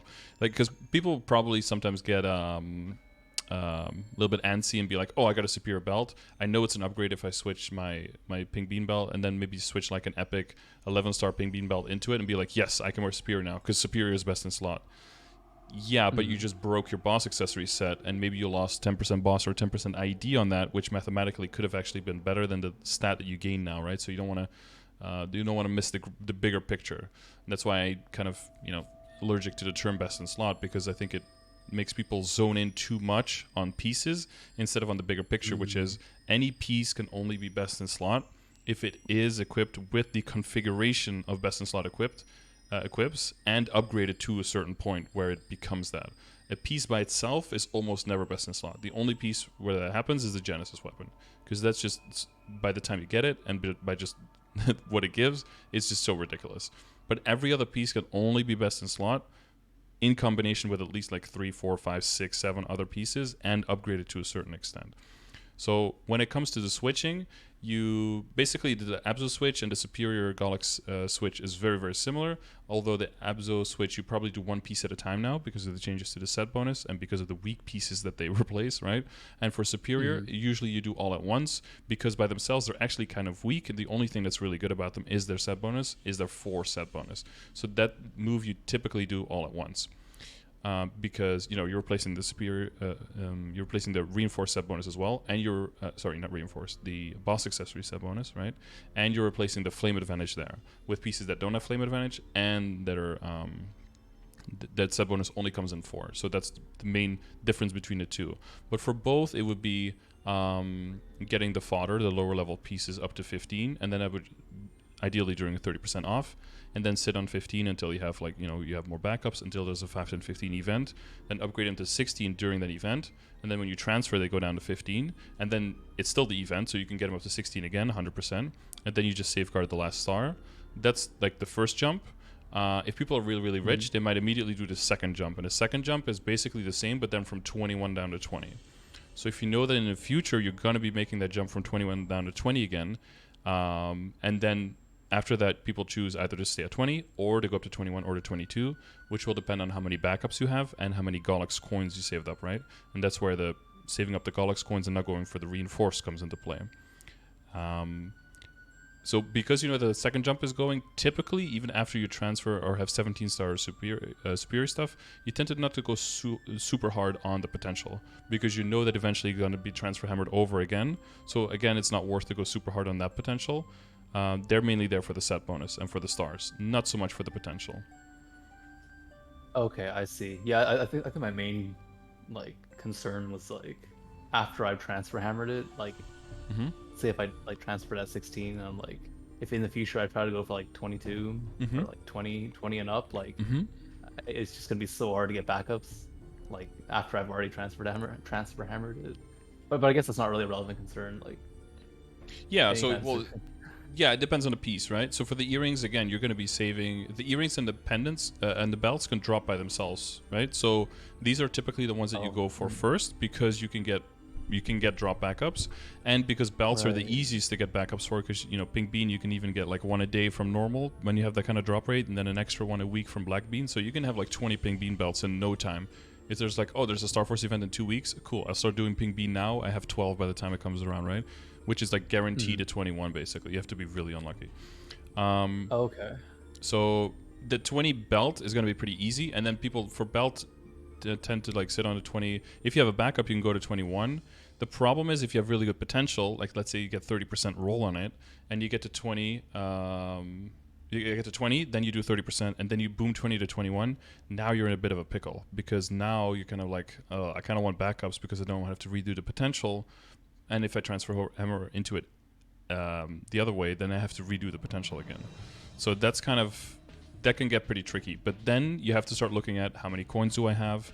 Where is everything else in the game at, right? What is the next upgrade to make? Before you're going for 20 to 21 superior, you're probably going for 22-star CRA first, for example. And you're probably going for 17-star arcane first by that point, right? So there's a lot of other projects that will rise to the surface. And that gives you, again, just like events, that gives you more time to get more backups. And then once you're in a situation where you're like, okay, I have a 20-star belt, I have a 20-star earring, I have 1 earring backup, but I have like 6 belt backups. Well, shit, I'm going to do the belt first, right? Or like, oh, I have Right. 12 like Kana treasure ring backups first. Like, oh, I'm going to do that one first, right? And at that point, it's just, because you never have enough money to do everything you want to anyway, right? You're already going to have to make choices. And then you just take the choices of least resistance will just be where your RNG was the best. Okay. Yeah, I think my main like general confusion is like not knowing which item slots I need to actually that I'm gonna have a abundant of backups for, and which ones that I'm not gonna have an abundant of backups. Yeah, Is well, there kind yeah, of but like you don't know database yet, thing? right? Because it's RNG. So the Okay, Meister yeah. rings are producible, right? But you need the primals, which are mostly going to be the bottleneck. The kind of treasure rings are probably going to have, once you start Princess No, those are going to have a really good drop rate. The belts are going to be super easy, right? So transferring into a belt and getting that one to 20 when you get to that point, that's going to be the easiest. And then reinforced earrings, if you keep doing Gollux, you're probably going to get a decent amount by that point as well. And that combined with the fact that those items can drop means that the belt is probably going to be first when it comes to superior, and then your ring probably right after that, then probably earring, and then pendant last, because that's relying on dominators. Oh, okay, I see. Gotcha. So that's most likely. But if you get super lucky on the dominators and super unlucky on the Kana treasures, it could be the other way around, but it's pretty unlikely over a long period of time. Okay, so it's more of a like case by case basis kind of thing. Yeah, yeah, and like I said, you won't be able to do all the things at once. So you just just like with Star Forcing first is like, okay, what can I Star Force? Okay, I can Star Force my belt, which I have like 2 backups of, or I can do CRA, which I don't have to transfer, so it's more efficient, right? Because you don't lose the extra star. And I have 14 backups of CRA. What do I do first? Well, you do CRA first, right? That's the Yeah. closest to a guarantee of an upgrade.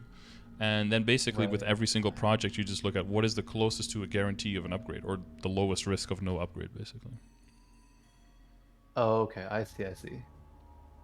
Okay, yeah, that's really helpful actually. Like I Yeah, have a much this is better how you use sense the of. RNG in your favor, because RNG sucks, but if all of your RNG is bad, that means, and there's an event, that means hold on to your money and wait for the next one. If your RNG on one item is really good and all the other ones is bad, well, then you go harder on that one item, because it's the lowest risk of downgrading, right? Or of making no upgrade. Okay. Okay, I see. But yeah, I did definitely check out the Transfer Hammer video, because other than just explaining the details, I'll link it to you in Discord. It also goes into like which pieces you want to be looking at to gather backups for. And as long as you are aware that that's possible, so that you don't have to do it every single day, right? But if you have some time, you're like, for the general progression in the future, as long as you're doing that regularly, then whenever you have money and there is an event, you'll always have some opportunity, something that you can work on. Okay. And Okay, if there's gotcha. nothing, you can always pop CRA another star. Yeah. I think the only other question I had was just for like familiars in general. Like, I'm you only start getting familiars in Morass, is it? Yeah, Morass is when they start they start dropping way before that, right? But within the Arcane River, Morass is the first, yeah. The first for a long time. Oh, okay.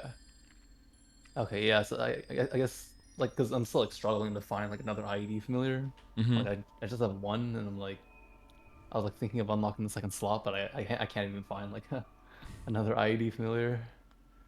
So I guess like I Yeah, just need to wait till like Aspera. yeah. Well, if you're working on Legion and Lynx, you'll get cards there, right, on the lower level characters. So just throw all of those in storage and open them all up on your main character to give yourself more opportunities. Okay, yeah. Yeah, And then if that's they're mainly what I've been doing. Yeah, and if they're bad, you just extract them, and then if you have enough points, you can maybe buy a booster pack, maybe get lucky there. But yeah, until then, you'll start getting them in Morass just from doing your dailies, and then it's really once you start training in Esfera at the spider maps, or for because in Celas they don't drop at 240. So for most people, it's not until they go to Moonbridge at 245 that it really starts raining familiars, and then they get their basics covered, their IEDs and their drop rate familiars.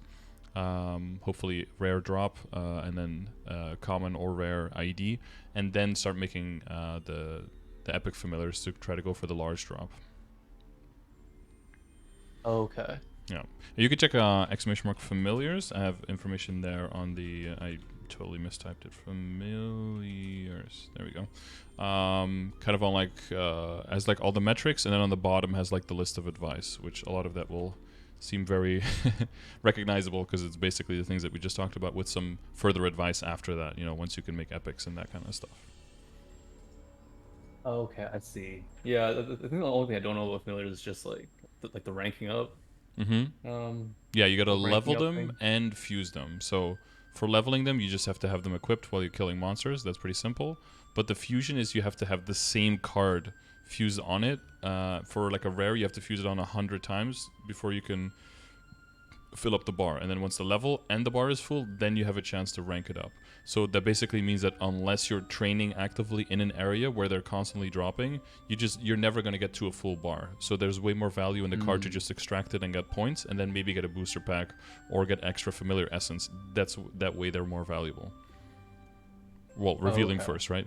Yeah, revealing first. Yeah, Then if it's yeah. shit, then just get points out of it, because you need hundreds of cards. So unless you're actively training in a map for multiple totems, where they are, it's not worth even thinking about ranking up. Okay, gotcha.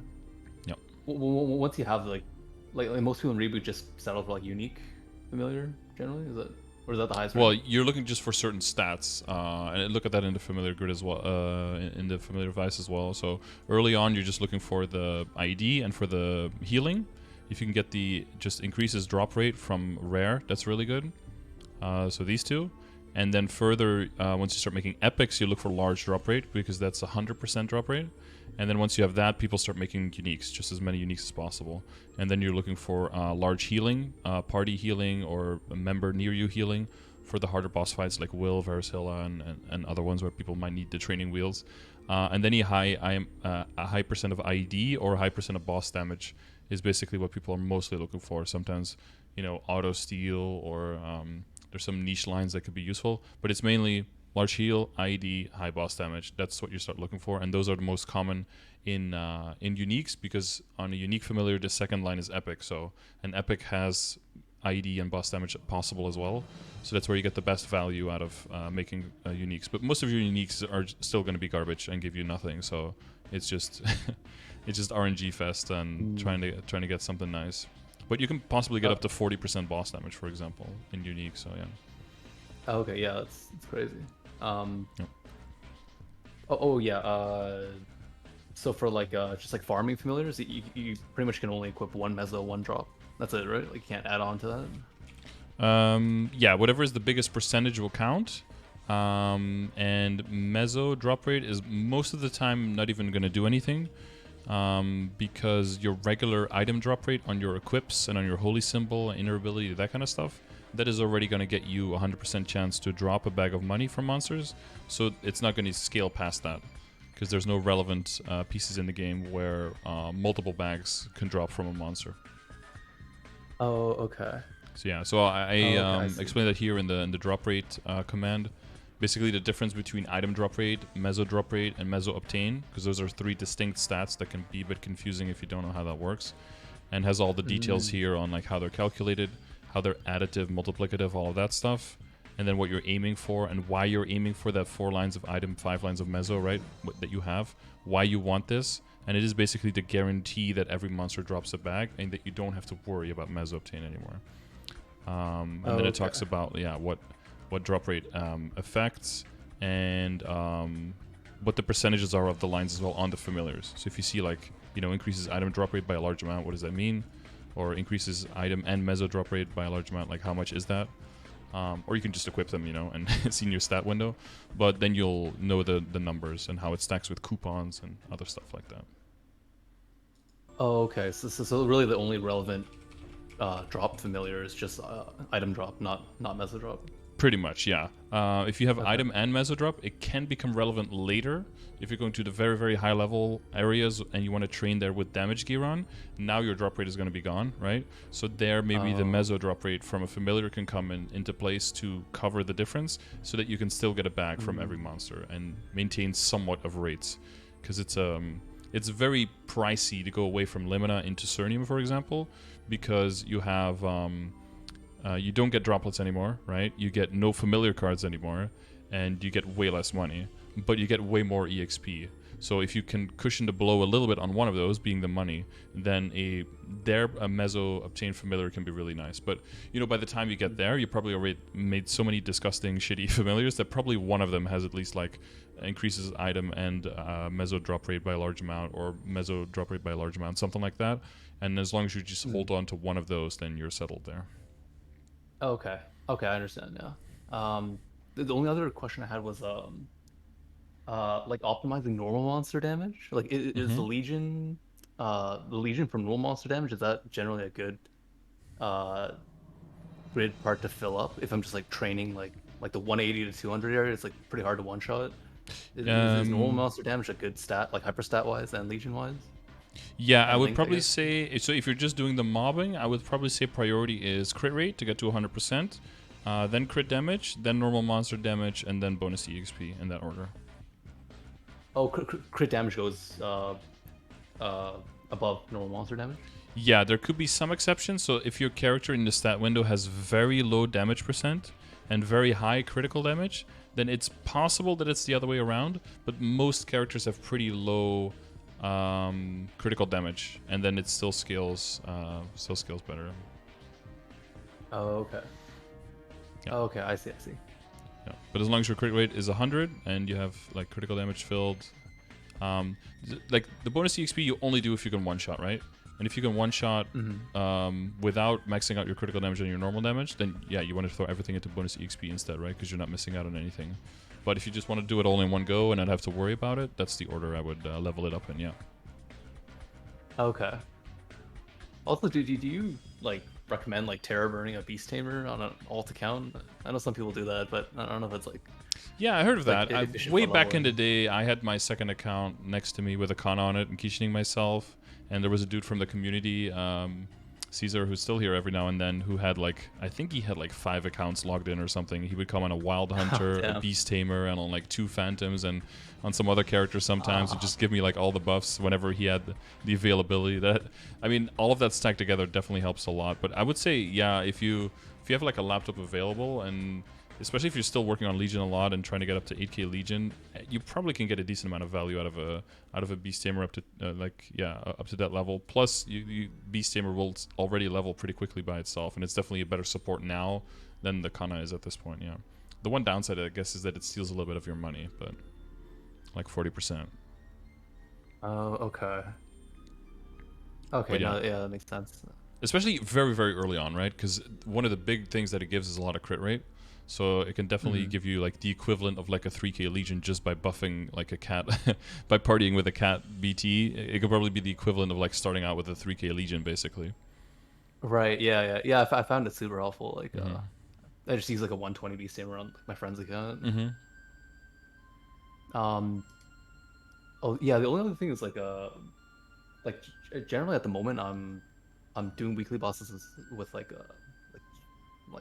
2 to 3 other people. Like we kind Mm-hmm. of just tackle all weekly bosses together. Just Mm-hmm. um, I'm trying to like try to build up a bishop just because like I'm guessing it's just good for like party play, like more efficient. Yeah.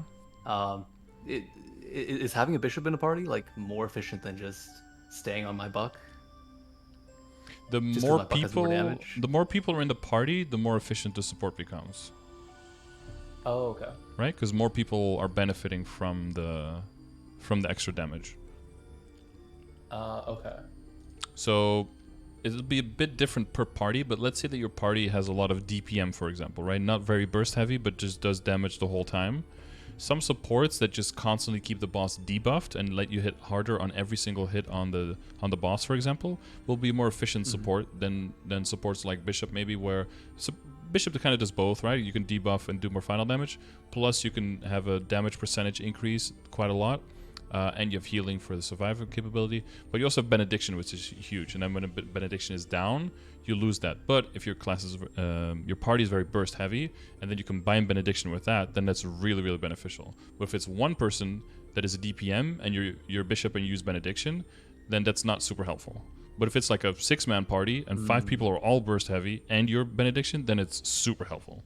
right? Because you're when Okay. all of the damage is going in, you're amplifying that by like 30% or something, and that's insanely good. But if someone is just always just doing normal damage and you're amplifying that for like 1/3 of the uptime, there's not super much going on there, especially not if they have good survivability, because then all of your healing and stuff that you can do is also kind of wasted. So it will definitely depend on party composition and how difficult the boss is and how much people are struggling with it. But in general, a bishop can help a party a lot for sure. Yeah, especially in the early stages when you're still practicing, right? You can get away with more stuff, and you can maybe get to the point where you can do the boss a little bit faster. But once you can do the boss, you're mainly there for, edge cases to help to support them for door, but you're doing more damage now yourself, at least as a bishop, so that's good. You can get your infinities out and all of that stuff. Yeah. Are there any classes that like outside of bishop that's like pretty good for like a 4-man party? 4-man party. Well, there are supports. So you're looking for a character that's more of a support, for example? Yeah, I guess so.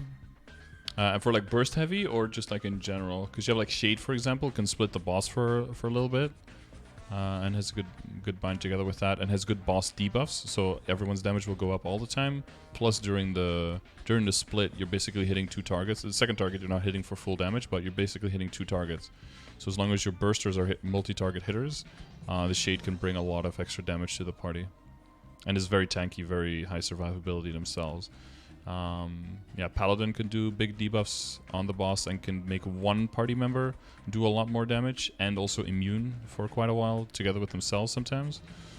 And then you have like general debuffers like Battle Mage, for example, can put barriers down that people can survive in for a while, and has like general boss debuffs that make everyone do quite a bit more damage the whole time. So those are okay. and then Mechanic kind of does that as well. So those are like characters in that category. They'll be seen as like quote-unquote worse supports, but it's basically because they're just not only supports. They can also do some other stuff, and they can also do solo stuff a bit better. But I'm guessing that Bishop is probably in a really good position now because of the changes to Infinity and to Unreliable Memory that allows them to put up more damage themselves. So they're not as much just there to support everyone, and then they're kind of like deadweight themselves. That's not that much the case anymore. So that's they're more versatile in that way now. And Kanas of course are great. There's a bunch of good supports. Beast Tamer can do a lot, but you have to kind of read the skills a lot and ask other Beast Tamers what to do because it's a non-KMS class, so it's a little bit all over the place. Yeah, it was so confusing to level Beast Tamer. Just like just so many Zero can be very useful. For people who have like longer burst, for example, Zero can lock a boss in if you're lucky with like cooldown skips, sometimes for like a full minute that the boss just cannot move. So if your characters in your party have like a very long burst, they will love you because they can just confirm all that damage, and they don't have to worry about the boss doing stuff, and everything hits. Yeah, so like I did Hard Will Liberation today with a Zero, and as an arc that's really fun because I have a 100-second burst basically. So I can confirm so much of that damage in that time because the boss is just not moving and not going anywhere. So that's really nice. Yeah, I always heard Zero was like a good like bossing support class. I just never knew why. They just have a long bind, like I'm guessing. Yeah, they have a lot of different binds, and some of them don't count with the same cooldown that all of the other binds have. So if you use your skills in a correct order, and you also have some cooldown resets within your own kit, use them at the right time, and then if you get lucky with a cooldown skip with your inner ability, you can reset multiple times, and then you can just keep chaining them together. Oh, okay. The cooldown skip, it only works for everything that's like pre-5th job, I'm guessing? It does not work on hypers, does not work on 5th jobs, and does not work on skills that specifically say that cooldown skip doesn't work on them. Oh, okay. I see. So it's usually for 4th job and lower, and then everything that's in like the beginner tab, like any special skills that you could unlock there. Oh, gotcha. Okay. Yeah. Okay, yeah. I think that's pretty much all the questions I had. Yeah, because you said just one more question like 4 times. So I was is there going to be one more last question? Yeah, I just had like a notepad open of like general questions I had, and then just make sure you get through everything. That's fine. Yeah. This is super helpful though. Yeah. Yeah. Thank you very much for like the raffle and everything. It's Yeah, yeah, no I worries. was yeah, your videos always showed up when we recommended, but I was always on normal server, so I was just thinking like, the information's like slightly less relevant for me, so Yeah, I yeah. didn't watch it. But then Once ever it since I gets started playing Reboot, I was once it gets into the details of like when to do what, then yeah, then it loses that value, right? But like, how does transfer hammer work and where can you use it? Like, as long as the system is understandable for you, then you kind of know where you can use it in non-reboot within your own system. But yeah, a lot of the stuff does pertain very specifically to this server. So yeah, yeah. well, hopefully now Yeah. you got some more value out of it. Oh, for sure. Yeah. This was extremely helpful. All right, good. Well, I'm glad. I wish you good luck. I hope we get that Shining Star Force soon, and you can make some money by then. Maybe you can pop some things up to 15. Maybe get that CRA rolling. And Oh, for sure. Yeah. if you have no trouble right now killing the stuff around your level, and you're pretty good where you are, you could consider just not re-rolling the emblem yet, right? And just hold off for the announcement first, and see, just spend all of your money on that there, and then just roll after that. That could be another Oh, okay. option, right? Yeah. Oh, okay. Yeah. For the most part, like Arcana is like pretty one-shottable. Just not like the later maps, but I think it's because I'm like more than 10 levels Yeah, difference yeah, yeah, still. exactly. Yeah, the level Yeah. diff plus arcane power bonus, maybe not. Plus boost nodes might be a little bit behind. That's where all your final damage is. And again, if you upgrade no equips, nothing at all, but those three just gradually work your way up, your damage compared to now could like double or triple without really upgrading your equips. So a lot of that is just a little bit of patience, and doing the time gated stuff. When you say those three, you mean the WSE, Arcane Force, and Well, it could be just your levels, right? Because the level difference final damage penalty could be the arcane power because of the bonus that you get 10, 30, and 50% above the map that you're in. And then your boost nodes because of the final damage. For you, the boost okay. nodes is not going to be as important because it's mainly like Lord of the Deep, right? So the Mhm. boost nodes are okay if they're a little bit lower, and then your Lord of the Deep is higher level. That's totally fine. Oh, okay. Yeah, Okay, perfect. yeah, it's looking good. But yeah, good luck on everything, and I'll see you in the chat or maybe in the YouTube comment section in a while if you want to win another one, I guess. Yeah. Oh, for sure. Yeah. I'll definitely. Yeah, I'll watch your stream pretty frequently nowadays. Now that I switch over to Reboot, Okay. yeah, it's been pretty helpful. All right. Well, I'm glad. But yeah, best of luck, and I'll see you around. Awesome. Yeah. Thank you so much. Yep. You're welcome. Bye. Bye bye. All right. Cool. So hopefully that was educational and helpful for some of you guys. I saw some people in the chat saying that they were learning some stuff as we were going, so that's good. Hopefully you guys were taking notes, or you can just watch the video again. But yeah, if you need any of the resources that we went through, you can always find all of those on my stream, twitch.tv/Scardor, and you can use the commands, ! and then type whatever you're looking for. That will let the bots know that you're looking for information, and if they have a reply, they will reply to you. If you want to win one of these sessions, just like the guy we just talked to, he won a free session by leaving a comment on the YouTube coaching sessions like this one. Make sure you do that. Every month I draw 2 winners, and we are in July. We're halfway through July almost. So at the end of July, I'll be drawing 2 winners. Could be you. Could be lucky. So leave your Discord name and that you would like to win a session, and I'll reach out to you if you get lucky. If you don't want to wait for that, you don't want to wait for the RNG, there's also information in the description of the video on how you can request one of these sessions with me, and how you can, what the whole process is for that. And other than that, I will just thank you guys for watching, and thanks for being here. Hopefully your totem is almost done. Maybe it is. I think we restarted the video a few times. So we're like 153 something, 7, almost. Congrats on your totem. You're doing last. You're doing well. Okay, last little bits. But yeah, I'll see you in the next YouTube video, or I will see you on the stream where I stream every day. So come hang out if you want to. Otherwise, see you in the next video.